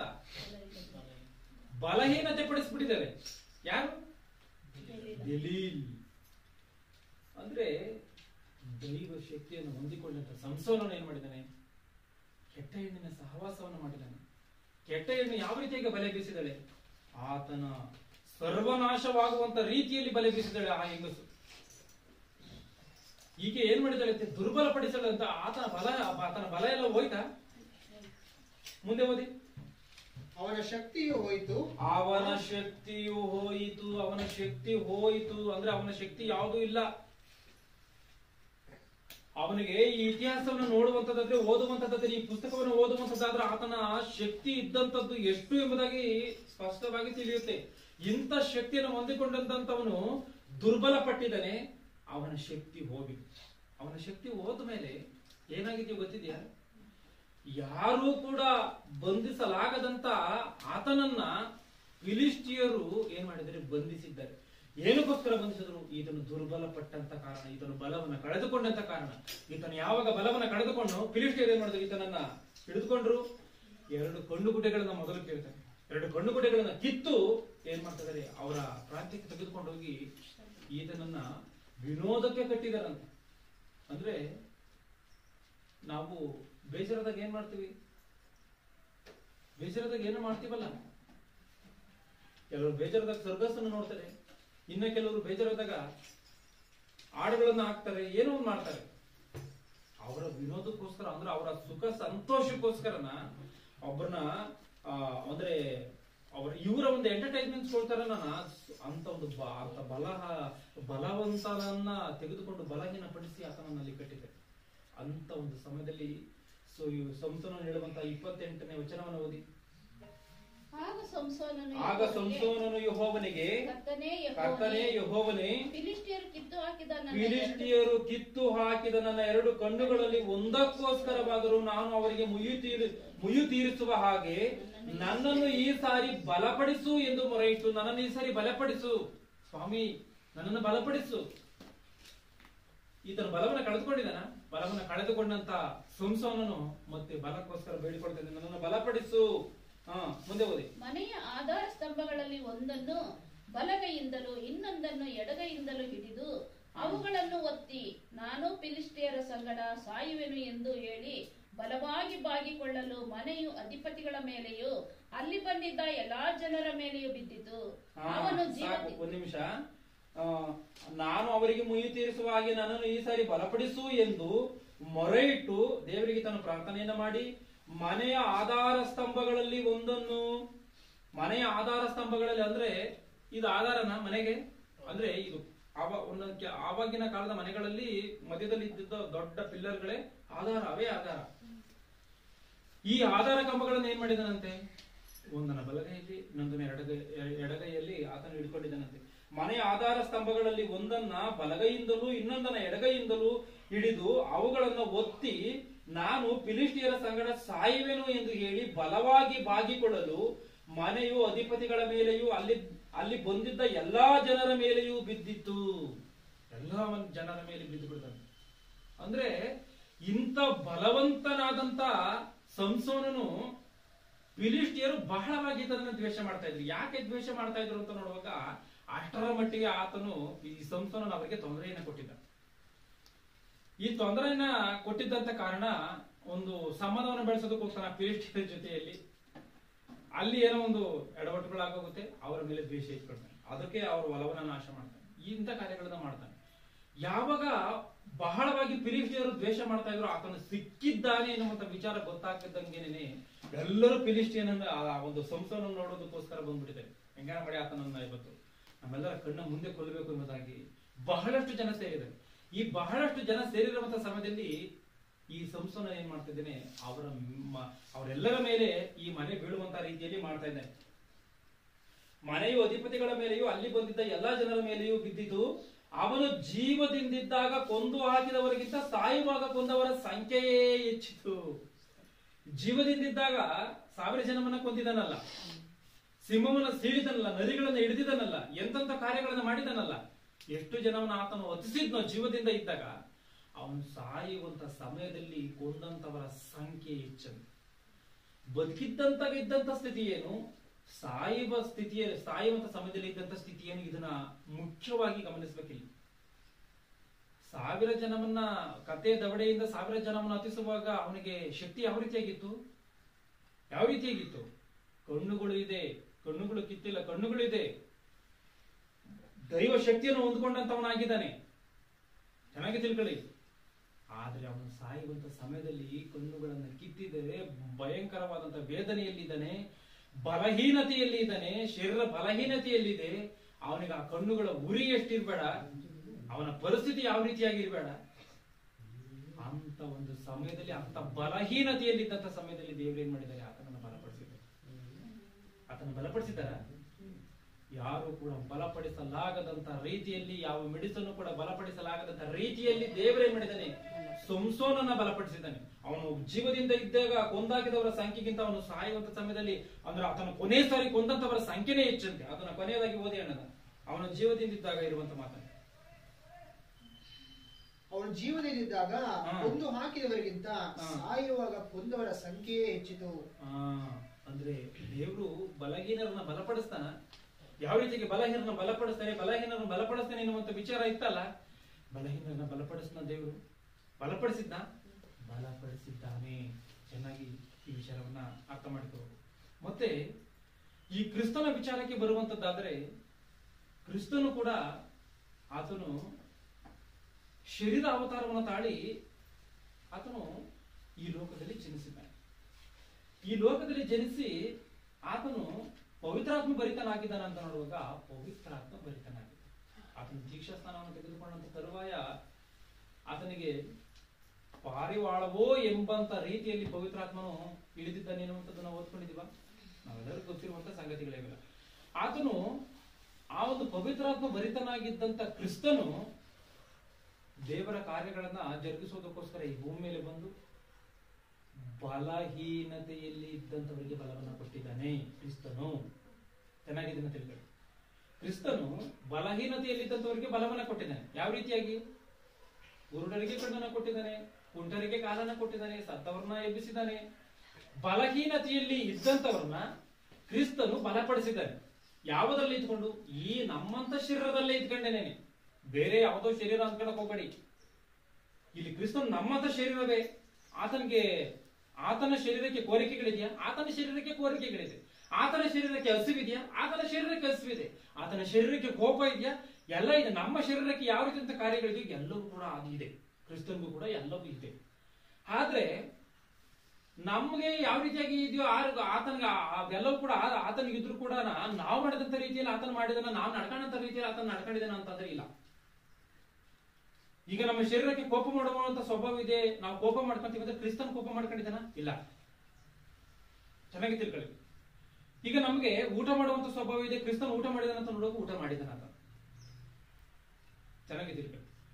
ಈಗ ಆತನಿಗೆ ಬೇರೆ ಯಾವುದೋ ಶರೀರಕ್ಕೆ ನಮ್ಗಿರುವಂತ ಸ್ವಭಾವಗಳೆಲ್ಲ ಇದೆ ಅಂತ ನೋಡುವಾಗ ಎಲ್ಲವೂ ಇದೆ. ಆದರೆ ಆತನು ನೀತಿ ಕಾರ್ಯಗಳಿಗೆ ಮಾತ್ರ ಸಾಧನವನ್ನಾಗಿ ಆತನ ಶರೀರವನ್ನು ಆತನು ಬಳಸ್ಕೊಂಡಿದ್ದಾನೆ. ಬಲಹೀನತೆಯಲ್ಲಿದ್ದಂಥವ್ರನ್ನ ಬಲಪಡಿಸಿದ್ದಾನೆ. ಬಲಹೀನತೆಯಲ್ಲಿದ್ದಂಥವ್ರನ್ನ ಬಲಪಡಿಸಿದಂತ ಕ್ರಿಸ್ತನು, ಸಮುದ್ರವನ್ನ ಗದರಿಸಿರುವಂತ ಕ್ರಿಸ್ತನು, ಸತ್ತವನ್ನ ಎಬ್ಬಿಸಿದಂತ ಕ್ರಿಸ್ತನು, ದೇವರ ಬಗ್ಗೆ ಪ್ರಕಟ ಮಾಡುವುದಕ್ಕೆ ಬಂದಂತ ಕ್ರಿಸ್ತನು, ಎಷ್ಟೋ ಜನಗಳಿಂದ ಅಪಹಾಸ್ಯ ನಿಂದೆಗಳನ್ನು ಸಹಿಸಿಕೊಂಡಂತ ಕ್ರಿಸ್ತನು, ಮಹಾಜ್ಞಾನವನ್ನು ಬೋಧನೆ ಮಾಡಿರುವಂತ ಕ್ರಿಸ್ತನು ಬಲಹೀನನಾಗಿದ್ದಾನ ಅಂತ ನೋಡುವಾಗ ಬಲಹೀನನಾಗೋಗಿದ್ದಾನೆ. ಯಾವ ರೀತಿಯಾಗಿ ಬಲಹೀನನಾಗೋಗಿದ್ದಾನೆ? ಎಲ್ಲಿ ಬಲಹೀನನಾಗೋಗಿದ್ದಾನೆ? ಲೂಕನ ಬರೆದ ಸುವಾರ್ತೆ 22ನೇ ಅಧ್ಯಾಯ 42ರಿಂದ ಓದಿ. 22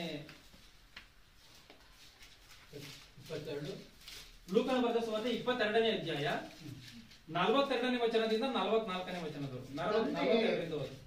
ನಿನಗೆ ಇಷ್ಟವಿದ್ದರೆ ಆ ಪಾತ್ರೆಯನ್ನು ನನ್ನಿಂದ ತೊಲಗಿಸು, ಹೇಗೂ ನನ್ನ ಚಿತ್ತವಲ್ಲ ನಿನ್ನ ಚಿತ್ತವೇ ಆಗಲಿ ಎಂದನು. ಇಲ್ಲಿ ಚೆನ್ನಾಗಿ ಒಂದು ಮಾತನ್ನ ಗಮನಿಸಬೇಕು ಜಾಗ್ರತೆಯಿಂದ. ಕ್ರಿಸ್ತನು ಭೂಮಿ ಮೇಲೆ ಬರುವುದಕ್ಕೆ ಏನ್ ಕಾರಣಗಳು?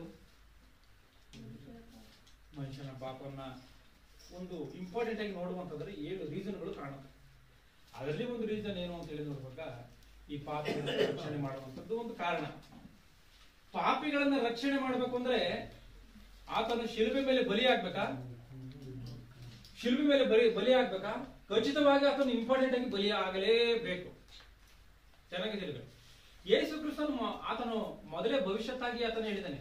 ಆತನು ಶಿಲುಬೆ ಮರಣವನ್ನು ಅನುಭವಿಸುವುದಕ್ಕಿಂತ ಮುಂಚೆನೆ ಆತನು 3 ಸಾರಿ ತನ್ನ ಶಿಷ್ಯಂದಿರ ಸಂಗಡ ಪ್ರಕಟಿಸಿಕೊಂಡಿದ್ದಾನೆ. ನಾನು ಯೆರೂಸಲೇಮಿಗೆ ಹೋಗ್ತೀನಿ, ಅಲ್ಲಿ ಮಹಾಯಾಜಕರಿಂದ ನಾನು ಏನ್ ಮಾಡಿದ್ದೀನಿ, ನಾನು ಬಂಧಿಸಲ್ಪಡ್ತೀನಿ, ಅವರು ನನ್ನನ್ನು ಕೊಳ್ತಾರೆ, ಶಿಲುಬೆಗೆ ಹಾಕಿ ಕೊಳ್ತಾರೆ, ಊನಲ್ಪಡ್ತಾರೆ, ನಾನು 3ನೇ ದಿನದಲ್ಲಿ ಎದ್ದು ಬರ್ತೀನಿ ಎಂಬುದಾಗಿ ಈ ಮಾತುಗಳಲ್ಲಿ ಹೇಳಿದೆ. ಇಂಥ ಮಹಾಜ್ಞಾನವನ್ನು ಬೋಧನೆ ಮಾಡಿ ಮೊದಲೇ ಆತನ ಜೀವನದಲ್ಲಿ ನಡೆಯುವಂತ ಕಾರ್ಯವನ್ನು ತಿಳಿದಂತ ಕ್ರಿಸ್ತನು, ಅದನ್ನ ಶಿಷ್ಯಂದಿರ ಸಂಗಡ ಹೇಳಿದಂತ ಕ್ರಿಸ್ತನು ಏನಾಗೋಗಿದ್ದಾನೆ ಇಲ್ಲಿ? ಸ್ವಾಮಿ, ಸಾಧ್ಯವಾದ್ರೆ ಈ ಪಾತ್ರನಿಂದ ತೊಲಗಿ ಹೋಗ್ಲಿ, ನಿನ್ನ ಇಚ್ಛೆ ಇದ್ರೆ ಈ ಪಾತ್ರದಿಂದ ತೊಲಗಿ ಹೋಗ್ಲಿ, ಅಂದ್ರೆ ನಿನ್ನ ಚಿತ್ತವಿದ್ರೆ ಸ್ವಾಮಿ ನನ್ನ ಶಿಲ್ಬೆ ಮೇಲೆ ಹೋಗೋದು ಬೇಡ ಎಂಬುದಾಗಿ ಕೇಳ್ತಾ ಇದ್ದಾನೆ. ಒಂದ್ಸರಿ ಓದಿ ಅದನ್ನ 42ರಲ್ಲಿ. ತಂದೆಯೇ ನಿನಗೆ ಇಷ್ಟವಿದ್ದರೆ ಈ 40ರಿಂದ ಓದನ. ಆತನು ಕ್ಲುಪ್ತ ಸ್ಥಳಕ್ಕೆ ಬಂದಾಗ ಅವರಿಗೆ, ನೀವು ಶೋಧನೆಗೆ ಒಳಗಾಗದಂತೆ ದೇವರನ್ನು ಪ್ರಾರ್ಥಿಸಿರಿ ಎಂದು ಹೇಳಿದನು. ಆಮೇಲೆ ಆತನು ಅವರನ್ನು ಬಿಟ್ಟು ಕಲ್ಲುಸಿಗೆಯಷ್ಟು ದೂರ ಹೋಗಿ ಮೊಣಕಾಲೂರಿ, ತಂದೆಯೇ ನಿನಗೆ ಇಷ್ಟವಿದ್ದರೆ ಈ ಪಾತ್ರೆಯನ್ನು ನನ್ನಿಂದ ತೊಲಗಿಸು. ತಂದೆ, ಕ್ರಿಸ್ತನು ಅಷ್ಟೊಂದು ಶ್ರಮೆಗಳನ್ನು ಅನುಭವಿಸಿದ್ದೇನಕ್ಕೆ? ಮಹಾಜ್ಞಾನವನ್ನು ಬೋಧನೆ ಮಾಡಿದ್ದೇನಕ್ಕೆ? ನಾನು ಸಾಯಬೇಕು ಎಂಬುದಾಗಿ ಆತನ ಶಿಷ್ಯಂದ್ರ ಕೈಯಲ್ಲಿ ಮೊದಲೇ ಹೇಳಿದ್ದೇನಕ್ಕೆ? ಅದ್ಭುತಗಳನ್ನು ಮಾಡಿದ್ದೇನಕ್ಕೆ? ಮಹಾ ಅಧಿಕಾರವನ್ನು ಹೊಂದಿಕೊಂಡು ಬಂದು ಸುವಾರ್ತೆ ಸಾರಿದ್ದೇನಕ್ಕೆ? ಇಷ್ಟೆಲ್ಲ ಹೇಳಿ ಕೊನೆಯದಾಗಿ ಯೇಸು ಕ್ರಿಸ್ತನು ಇಂಥ ಮಾತನ್ನ ಮಾತಾಡ್ತಾ ಇದ್ದಾನಲ್ಲ, ಸ್ವಾಮಿ ಸಾಧ್ಯವಿದ್ರೆ ಈ ಪಾತ್ರ ತೊಲಗಿ ಹೋಗ್ಲಿ, ಸ್ವಾಮಿ ನಿನ್ಗೆ ಇಷ್ಟ ಇದ್ರೆ ಒಂದ್ ವೇಳೆ ಶಿಲ್ಬೆ ಮರಣ ಎನ್ನುವಂಥದ್ದು ನನಗೆ ಬೇಡ ಅಂದರೆ ಮನುಷ್ಯನ ಶರೀರಕ್ಕೆ ಇರುವಂತಹ ಬಲಹೀನತೆಯನ್ನು ಇಲ್ಲಿ ಜಾಗೃತಿಯಿಂದ ಗಮನಿಸಿ. ಯಾಕೆ ಮನುಷ್ಯನ ಶರೀರಕ್ಕೆ ಬಲಹೀನತೆ ಇದೆ ಅಂತ ಹೇಳಿ ನೋಡುವಾಗ, ಇಷ್ಟೆಲ್ಲ ಯೇಸು ಕ್ರಿಸ್ತನು ಮಾಡಿರುವಾಗ ಆತನ ಶರೀರದ ವಿಷಯದಲ್ಲಿ ಆತನ ಬಲಹೀನ ಪಡುವಂತ ಕಾರ್ಯ ಕಾಣುತ್ತಿಲ್ಲ. ಆತನ ಹೇಳಿರುವಂತ ಮಾತು ಏನು ಅಂತ ಹೇಳಿ ನೋಡುವಾಗ, ಮನಸ್ಸು ಸಿದ್ಧವಾಗಿದೆ ಸರಿ, ಆದ್ರೆ ಶರೀರಕ್ಕೆ ಬಲ ಸಾಲದು, ದೇಹಕ್ಕೆ ಬಲ ಸಾಲದು. ಅಂದ್ರೆ ಶರೀರ ಎನ್ನುವಂಥದ್ದು ಈ ರೀತಿಯಾಗಿರ್ತದ? ಶರೀರ ಎನ್ನುವಂಥದ್ದು ಇಷ್ಟು ಬಲಹೀನತೆನಾ? ದೇವರ ಕಾರ್ಯಗಳು ಇಷ್ಟು ಬಲಹೀನತೆನಾ? ಇಷ್ಟು ಬಲಹೀನತೆ ಎಂಬುದಾಗಿ ಸ್ಪಷ್ಟವಾಗಿ ಕಾಣುತ್ತೆ. ನಮ್ಮ ರೀತಿಯಲ್ಲಿ ಶರೀರವನ್ನು ಧರಿಸಿಕೊಂಡಿರುವಂತಹ ಕ್ರಿಸ್ತನು ಹೇಳುವಂತ ಮಾತನ್ನು ನೋಡಿ, ತಂದೆಯೇ ನಿನಗೆ ಇಷ್ಟವಿದ್ದರೆ ಈ ಪಾತ್ರೆಯನ್ನು ನನ್ನಿಂದ ತೊಲಗಿಸು, ಹೇಗೂ ನನ್ನ ಚಿತ್ತವಲ್ಲ ನಿನ್ನ ಚಿತ್ತವೇ ಆಗಲಿ ಎಂದನು. ಆದ್ರೂ ಕ್ರಿಸ್ತನ ಮಾತನ್ನ ನೋಡಿ, ಸ್ವಾಮಿ ಶರೀರ ಎಷ್ಟರ ಮಟ್ಟಿಗೆ ಇರುವಂತ ಕಾರಣ ನಾನು ಒಂದ್ ವೇಳೆ ನಿನಗೆ ಇಚ್ಛೆ ಇದ್ರೆ ಇದು ತೊಲಗಿ ಹೋಗ್ಲಿ ಎಂಬುದಾಗಿ ಹೇಳಿದಂತ ಕ್ರಿಸ್ತನು ಹೇಗಾದ್ರೂ ಸರಿ, ಎಂತ ಶ್ರಮೆಗಳು ಬಂದ್ರು ಸರಿ, ಎಂತ ಭಯಂಕರವಾದಂತ ಆ ಒಂದು ಉಗ್ರತೆ ಬಂದ್ರು ಸರಿ, ಎಂತ ದೇಹಕ್ಕೆ ದಂಡನೆ ಎನ್ನುವಂಥದ್ದು ಬಂದ್ರು ಸರಿ, ನಿನ್ನ ಹೆಚ್ಚೆ ಆಗಲಿ ಎಂಬುದಾಗಿ ಹೇಳ್ತಾನೆ. ನಿನ್ನ ಚಿತ್ತವೇ ಆಗಲಿ ಎಂದನು. ಆಗ ಪರಲೋಕದಿಂದ ಒಬ್ಬ ದೇವದೂತನು ಬಂದು ಆತನಿಗೆ ಕಾಣಿಸಿಕೊಂಡು ಆತನನ್ನ ಬಲಪಡಿಸಿದನು. ಚೆನ್ನಾಗಿ ಇದನ್ನ ತಿಳ್ಕೊಂಬಿಟ್ಟಿದ್ದೇನೆ. ಆಗ ದೇವದೂತನ ಏನ್ ಮಾಡ್ತಾ ಇದ್ದಾನಂತೆ? ಪರಲೋಕದಿಂದ ಬರ್ತಾ ಇದ್ದಾನಂತೆ. ಏನಕ್ಕೆ? ಆಯುರ್ವೇದ ನ್ಯೂಟ್ರಿಯನ್ ತೆಗೆದುಕೊಂಡು ಬರ್ತಾ ಇದ್ದಾನ ದೇವದೂತನು. ಕ್ರಿಸ್ತನಿಗೆ ಶರೀರ ಎಲ್ಲ ಗಟ್ಟಿ ಆಗ್ಬೇಕು. ಒಂದ್ ವೇಳೆ ಆ ರೋಮನ್ ಸೈನಿಕರು ಕ್ರಿಸ್ತನಿಗೆ ಹೊಡೆದ್ರೆ ಚಾವಟಿನ ಕಿತ್ತೋಗ್ಬಿಡ್ಬೇಕು, ಆ ರೀತಿಯಾಗಿ ಬೂಸ್ಟ್ ತೆಗೆದುಕೊಂಡು ಬರ್ತಾ ಇದ್ದಾನ. ಏನಕ್ಕೆ ದೇವದೂತನಲ್ಲಿ ಬರಬೇಕು? ಇಲ್ಲಿ ನೋಡಿ, ಯಾವಾಗ ಸ್ವಾಮಿ ನನ್ನ ಚಿತ್ತವಲ್ಲ ನಿನ್ನ ಚಿತ್ತವೇ ಆಗಲಿ, ಸಾಧ್ಯವಾದರೆ ಪಾಪ ತೊಲಗಿ ಹೋಗ್ಲಿ, ಈ ರೀತಿಯಾಗಿ ಬಲಹೀನತೆಯಲ್ಲಿದ್ದಂತ ಕ್ರಿಸ್ತನನ್ನ ದೇವದೂತನು ಬಂದು ಬಲಪಡಿಸ್ತಾ ಇದ್ದಾನೆ. ಆಗ ಪರಲೋಕದಿಂದ ಒಬ್ಬ ದೇವದೂತನು ಆತನಿಗೆ ಕಾಣಿಸಿಕೊಂಡು, ಪರಲೋಕದಿಂದ ಬಂದಂತ ದೇವದೂತನು ಆ ಯೇಸು ಕ್ರಿಸ್ತನಿಗೆ ಕಾಣಿಸಿಕೊಂಡು ಆತನನ್ನ ಬಲಪಡಿಸಿದನು. ಆತನನ್ನ ಬಲಪಡಿಸ್ತಾ ಇದ್ದಾನೆ, ಆತನ ಶರೀರಕ್ಕೆ ಬಲಪಡಿಸ್ತಾ ಇದ್ದಾನೆ. ಆತನ ಶರೀರ ಎಷ್ಟೇ ಕಷ್ಟವನ್ನು ಅನುಭವಿಸಿದ್ರು ಸರಿ, ಅದಕ್ಕೆ ಸಿದ್ಧವಾಗಿ ಹೋಗ್ಬೇಕು. ಆ ರೀತಿಯಾಗಿ ಕ್ರಿಸ್ತನನ್ನ ಬಲಪಡಿಸ್ತಾ ಇದ್ದಾನೆ. ಸ್ವಾಮಿ, ಇದು ಲೋಕ ಪಾಪ ಪರಿಹಾರಾರ್ಥವಾಗಿ ನೀವು ಇದನ್ನು ಮಾಡಲೇಬೇಕು. ತಂದೆ ಎಷ್ಟು ಆಲೋಚನೆಯನ್ನ ಇಟ್ಕೊಂಡಿದ್ದಾನೆ. ತಂದೆ ತನ್ನ ಮಕ್ಕಳೆಲ್ಲರನ್ನು ಕ್ರಿಸ್ತನ ಮೂಲಕವಾಗಿ ಒಂದನ್ನಾಗಿ ಮಾಡಬೇಕು, ನನ್ನ ಬಳಿಗೆ ತೆಗೆದುಕೊಳ್ಬೇಕು ಅನ್ನುವಂತ ಆಲೋಚನೆಯನ್ನ ಇಟ್ಟಿದ್ದಾನೆ. ಆದ್ರಿಂದ ಇದನ್ನು ನೆರವೇರಿಸಬೇಕು ಎಂಬುದಾಗಿ ಹೇಳಿದ್ದಾನೆ. ಆ ದೇವದೂತ ಯಾವಾಗ ಮಾತನ್ನು ಹೇಳಿದ್ನೋ, ಆತನ ಮನೋಯತೆ ಉಳ್ಳವನಾಗಿ ಇನ್ನೂ ಆಸಕ್ತಿಯಿಂದ ಪ್ರಾರ್ಥಿಸುತ್ತಿರಲಾಗಿ ಆತನ ಬೆವರು ಭೂಮಿಗೆ ಬೀಳುತ್ತಿರುವ ರಕ್ತದ ದೊಡ್ಡ ಹನಿಗಳೋಪಾದಿಯಲ್ಲಿತ್ತು. ಆತನು ಪ್ರಾರ್ಥನೆ ಮುಗಿಸಿ ಎದ್ದು ಶಿಷ್ಯರ ಬಳಿಗೆ ಬಂದು ದುಃಖ ಭಾರದಿಂದ ಇವರಿಗೆ ನಿದ್ರೆ ಹತ್ತಿರುವುದನ್ನು ಕಂಡು ಅವರಿಗೆ, ನೀವು ನಿದ್ರೆ ಮಾಡುವುದೇನು? ಹೇಳಿರಿ, ಶೋಧನೆಗೆ ಒಳಗಾಗದಂತೆ ಪ್ರಾರ್ಥಿಸಿರಿ ಎಂದು ಹೇಳಿದನು. ಅಂದ್ರೆ ಆತನು ಯಾವಾಗ ದೇವದೂತನು ಬಂದು ಬಲಹೀನತೆಯಲ್ಲಿದ್ದಂತ ಕ್ರಿಸ್ತನನ್ನು ಬಲಪಡಿಸಿದ್ನೋ, ಬಲವಂತನಾಗಿದ್ದಾನೆ. ಆತನು ಬಲವನ್ನು ತಂದುಕೊಂಡಿದ್ದಾನೆ. ದೇವರು ಆತನನ್ನು ಯಾವಾಗ ಬಲಪಡಿಸಿದ್ನೋ, ಆ ಕ್ಷಣದಲ್ಲಿ ಆತನು ಹೋಗಿ ನಿಂತಿದ್ದಾನೆ. ಸೆರೆಯಲ್ಲಿ ಹಿಡಿದುಕೊಂಡು ಹೋಗಿದ್ದಾರೆ ಕ್ರಿಸ್ತನನ್ನ, ಶಿಲುಬೆ ಮೇಲೆ ಕೊಂದಿದ್ದಾರೆ. ಅಂತ ಕ್ರೂರ ಹಿಂಸೆಯನ್ನು ಆತನು ಅನುಭವಿಸಿದ್ದಾನೆ, ಪಟ್ಟಿದ್ದಾನೆ, ಮತ್ತೆ ಜೀವಂತವಾಗಿ ಆತನು ಎದ್ದು ಬಂದಿದ್ದಾನೆ. ಅಂದ್ರೆ ಬಲಹೀನತೆಯಲ್ಲಿದ್ದಂತವನ್ನ ದೇವರು ಬಲಪಡಿಸ್ತಾನ. ಯಾರನ್ನಾದ್ರೂ ದೇವರ ಮಾರ್ಗದಲ್ಲಿ ಇರುವಂತವರನ್ನ ದೇವರು ಖಂಡಿತವಾಗಿ ಬಲಪಡಿಸ್ತಾನೆ ಎನ್ನುವಂಥದ್ದನ್ನ ಖಚಿತವಾಗಿ ಇಲ್ಲಿ ಅರ್ಥ ಮಾಡ್ಕೋಬೇಕು. ಇಲ್ಲಿ ಎಲ್ಲರಿಗೂ ಒಂದು ವಚನವನ್ನು ಓದಿಕೊಳ್ಳೋಣ. 4ನೇ ಅಧ್ಯಾಯ, ಇಬ್ರಿಯರಿಗೆ ಬರೆದ ಪತ್ರಿಕೆ 4ನೇ ಅಧ್ಯಾಯ 15ನೇ ವಚನವನ್ನ ದಯವಿಟ್ಟು ಓದಿ. ಇಬ್ರಿಯರಿಗೆ ಬರೆದ ಪುಸ್ತಕ, ಯಾಕಂದರೆ 4ನೇ ಅಧ್ಯಾಯ 15ನೇ ವಚನ. ಯಾಕಂದರೆ ನಮಗಿರುವ ಮಹಾಯಾಜಕನು ನಮ್ಮ ನಿರ್ಬಲ ವಸ್ತೆಯನ್ನು ಕುರಿತು ಇಬ್ರಿಯರಿಗೆ ಅನುತಾಪವಿಲ್ಲದವನಲ್ಲ. ಆತನು ಸರ್ವ ವಿಷಯಗಳಲ್ಲಿ ನಮ್ಮ ಹಾಗೆ ಶೋಧನೆಗೆ ಗುರಿಯಾದನು, ಪಾಪ ಮಾತ್ರ ಮಾಡಲಿಲ್ಲ. ಆದದರಿಂದ ಸಾಕು ನೋಡಿ ಇಲ್ಲಿ. ಯಾಕಂದ್ರೆ ನಮಗಿರುವ ಮಹಾಯಾಜಕನು ನಮ್ಮ ನಿರ್ಬಲಾವಸ್ಥೆಯನ್ನು ಕುರಿತು. ಅಂದ್ರೆ ನಮ್ಮ ಮಹಾಯಾಜಕನು ಯಾರು? ನಾವೆಲ್ಲರೂ ಯಾರು? ನಾವೆಲ್ಲರೂ ಯಾಜಕರ? ನಾವೆಲ್ಲರೂ ಯಾಜಕರ ಇಲ್ವಾ? ಯಾಜಕರು ಅಂತ ಒಪ್ಕೊಂತೀರಾ? ಇಲ್ಲ ಎಲ್ಲೋ ದೂರ ನಿಂತ್ಕೊಳ್ಳೋದು ಅಂತ ಒಪ್ಕೊಂತೀರಾ? ಯಾಜಕರ ಯಾವ ವಾಕ್ಯದ ಪ್ರಕಾರ? ಅದ್ ಮಾತ್ರ ಗೊತ್ತಿಲ್ಲ. ಯಾವ ವಾಕ್ಯದ ಪ್ರಕಾರ ನೀವೆಲ್ಲ ಯಾಜಕರು? 1 ಪೇತ್ರ 2:9ನೇ ವಚನದ ಪ್ರಕಾರವಾಗಿ ನೀವೆಲ್ಲರೂ ಯಾಜಕರು. ಇಲ್ಲಿ ಹಳೆ ಒಡಂಬಡಿಕೆಯಲ್ಲಿ ಒಂದು ವಿಧ ಕಾಣುತ್ತೆ. ಯಾಜಕನು, ಮಹಾಯಾಜಕನು ಎಂಬುದಾಗಿ ಕಾಣುತ್ತೆ. ಶಾಸ್ತ್ರಗಳನ್ನು ಓದಿದ್ರೆ 8 ಜನ ಓದಿದಿರ ಬೈಬಲನ್ನ? 8 ಜನ ಬೈಬಲನ್ನು ಓದಿದಿರಾ? ನಾನು ಹೇಳ್ತಿರುವಂತ ವಿಚಾರ ಗೊತ್ತಿದ್ಯಾ? ಮೋಶೆ ಏರ್ಪಡಿಸಿದಂತ ದೇವದರ್ಶನ ಗುಡಾರದಲ್ಲಿ ಸೇವೆ ಮಾಡುತ್ತಿರುವಂತವ್ರು ಇದ್ದಾರೆ. ಇದರಲ್ಲಿ ಯಾಜಕರಿದ್ದಾರೆ, ಮಹಾಯಾಜಕರಿದ್ದಾರೆ. ಗೊತ್ತಾಯ್ತಾ? ಪರಿಶುದ್ಧ ಸ್ಥಳದಲ್ಲಿ ಸೇವೆ ಮಾಡುವಂತವ್ರು ಇದ್ದಾರೆ, ಮಹಾಪರಿಶುದ್ಧ ಸ್ಥಳದಲ್ಲಿ ಸೇವೆ ಮಾಡುವಂತ ಕಾರ್ಯಗಳು ಇವೆಲ್ಲವೂ ಕೂಡ ಇದೆ. ಇಲ್ಲಿ ಯಾಜಕರು, ಮಹಾಯಾಜಕರು ಎಂಬುದಾಗಿ ಕಾಣ್ತಾರೆ. ಇಲ್ಲಿ ಯಾಜಕರು ಯಾರು ಅಂತ ನೋಡುವಾಗ ಹೊಸ ಒಡಂಬಡಿಕೆಯಲ್ಲಿ ನಾವು ಯಾಜಕರು, ಮಹಾಯಾಜಕನ ಯಾರು ಅಂತ ನೋಡುವಾಗ ಯೇಸು ಕ್ರಿಸ್ತನೇ. ಅದೇ ಇಲ್ಲಿರುವಂತ ಕಾರ್ಯ. 15, ಯಾಕಂದ್ರೆ ನಮಗಿರುವ ಮಹಾಯಾಜಕನು ನಮ್ಮ ನಿರ್ಬಲಾವಸ್ಥೆಯನ್ನು ಕುರಿತು ಅನುತಾಪವಿಲ್ಲದವನಲ್ಲ. ಈ ಮಹಾಯಾಜಕನಿಗಿರುವಂತ ಕಾರ್ಯ ವಿಚಾರ, ಆತನಿಗಿರುವಂತ ಒಂದು ಲಕ್ಷಣ ಏನು ಅಂತ ಹೇಳಿ ನೋಡುವಾಗ, ಮನುಷ್ಯರು ಮಾಡಿದಂತ ಅಪರಾಧಕ್ಕೆ ದೇವರ ಮನುಷ್ಯರ ಮಧ್ಯದಲ್ಲಿ ನಿಂತು ಈ ಪಾಪ ಮಾಡಿದಂತವ್ರಿಗೋಸ್ಕರ ಬೇಡಿಕೊಳ್ಳುವಂತ ಕಾರ್ಯವೇ. ಮಹಾಯಾಜಕನ ಕೆಲಸ ಏನು ಅಂದ್ರೆ, ಪಾಪ ಮಾಡಿದಂತವ್ರು ಯಾರು ಆ ಒಂದು ಬಲಿಗಳನ್ನು ತೆಗೆದುಕೊಂಡು ಪ್ರಾಣಿ ಪಕ್ಷಿಗಳನ್ನು ತೆಗೆದುಕೊಂಡು ಬರ್ತಾರೋ ಅದನ್ನ ತೆಗೆದುಕೊಂಡು ಬಂದು ಆ ಎಲ್ಲಾ ದೇವರ ಯಜ್ಞ ಕಾರ್ಯಗಳನ್ನ ನೆರವೇರಿಸಿ ಅವ್ರಿಗೋಸ್ಕರ ದೇವ್ರನ್ನ ಪ್ರಾರ್ಥನೆ ಮಾಡ್ಬೇಕು. ಸ್ವಾಮಿ, ಇವರ ಪಾಪನ ಕ್ಷಮಿಸಿ ಎಂಬುದಾಗಿ ಬೇಡ್ಕೋಬೇಕು. ಅದು ಮಹಾಯಾಜಕನ ಒಂದು ಕೆಲಸ. ಈಗ ಕ್ರಿಸ್ತನು ಮಹಾಯಾಜಕನಾಗಿರುವಂತ ಕಾರಣ ಕ್ರಿಸ್ತನ್ ಏನ್ ಮಾಡ್ತಾನೆ, ನಮಗೋಸ್ಕರ ಯಾವಾಗ್ಲೂ ಬೇಡ್ತಾನೆ. ಆತ ಯಾವಾಗ ನಾವು ಪಾಪವನ್ನು ಬಿಟ್ಟು ಬದಲಾಗ್ತೀವೋ ಅವಾಗ ಸ್ವಾಮಿ, ಈತನು ಪಾಪವನ್ನು ಬಿಟ್ಟಿದ್ದಾನೆ, ಬದಲಾಗಿದ್ದಾನೆ, ಆದ್ರಿಂದ ಈತನ ಪಾಪವನ್ನು ಪರಿಹಾರ ಮಾಡುವುದಾಗಿ ಆತನು ಬೇಡಿಕೊಳ್ಳುವಂತ ಮಹಾಯಾಜಕನು. ಈ ಮಹಾಯಾಜಕನು ಏನಂತ ಇಲ್ಲಿ, ಯಾಕಂದ್ರೆ ನಮಗಿರುವ ಮಹಾಯಾಜಕನು ನಮ್ಮ ನಿರ್ಬಲಾವಸ್ಥೆಯನ್ನು ಕುರಿತು ಅನುತಾಪವಿಲ್ಲದವನಲ್ಲ. ನಮಗಿರುವಂತ ಮಹಾಯಾಜಕನು ನಮ್ಮ ನಿರ್ಬಲಾವಸ್ಥೆಯನ್ನು ನಮಗೆ ನಿರ್ಬಲಾವಸ್ಥೆ ಇದೆಯಾ, ಬಲಹೀನತೆ ಇದೆಯಾ? ನಮಗೆ ಶರೀರಕ್ಕೆ ಬಲಹೀನತೆ ಅನ್ನುವಂಥದ್ದು ಇದ್ದೇ ಇರುತ್ತೆ. ಒಂದಲ್ಲ ಒಂದು ವಿಧದಲ್ಲಿ ಬಲಹೀನತೆ ಅನ್ನುವಂಥದ್ದು ಖಚಿತವಾಗಿ ಇರುತ್ತೆ.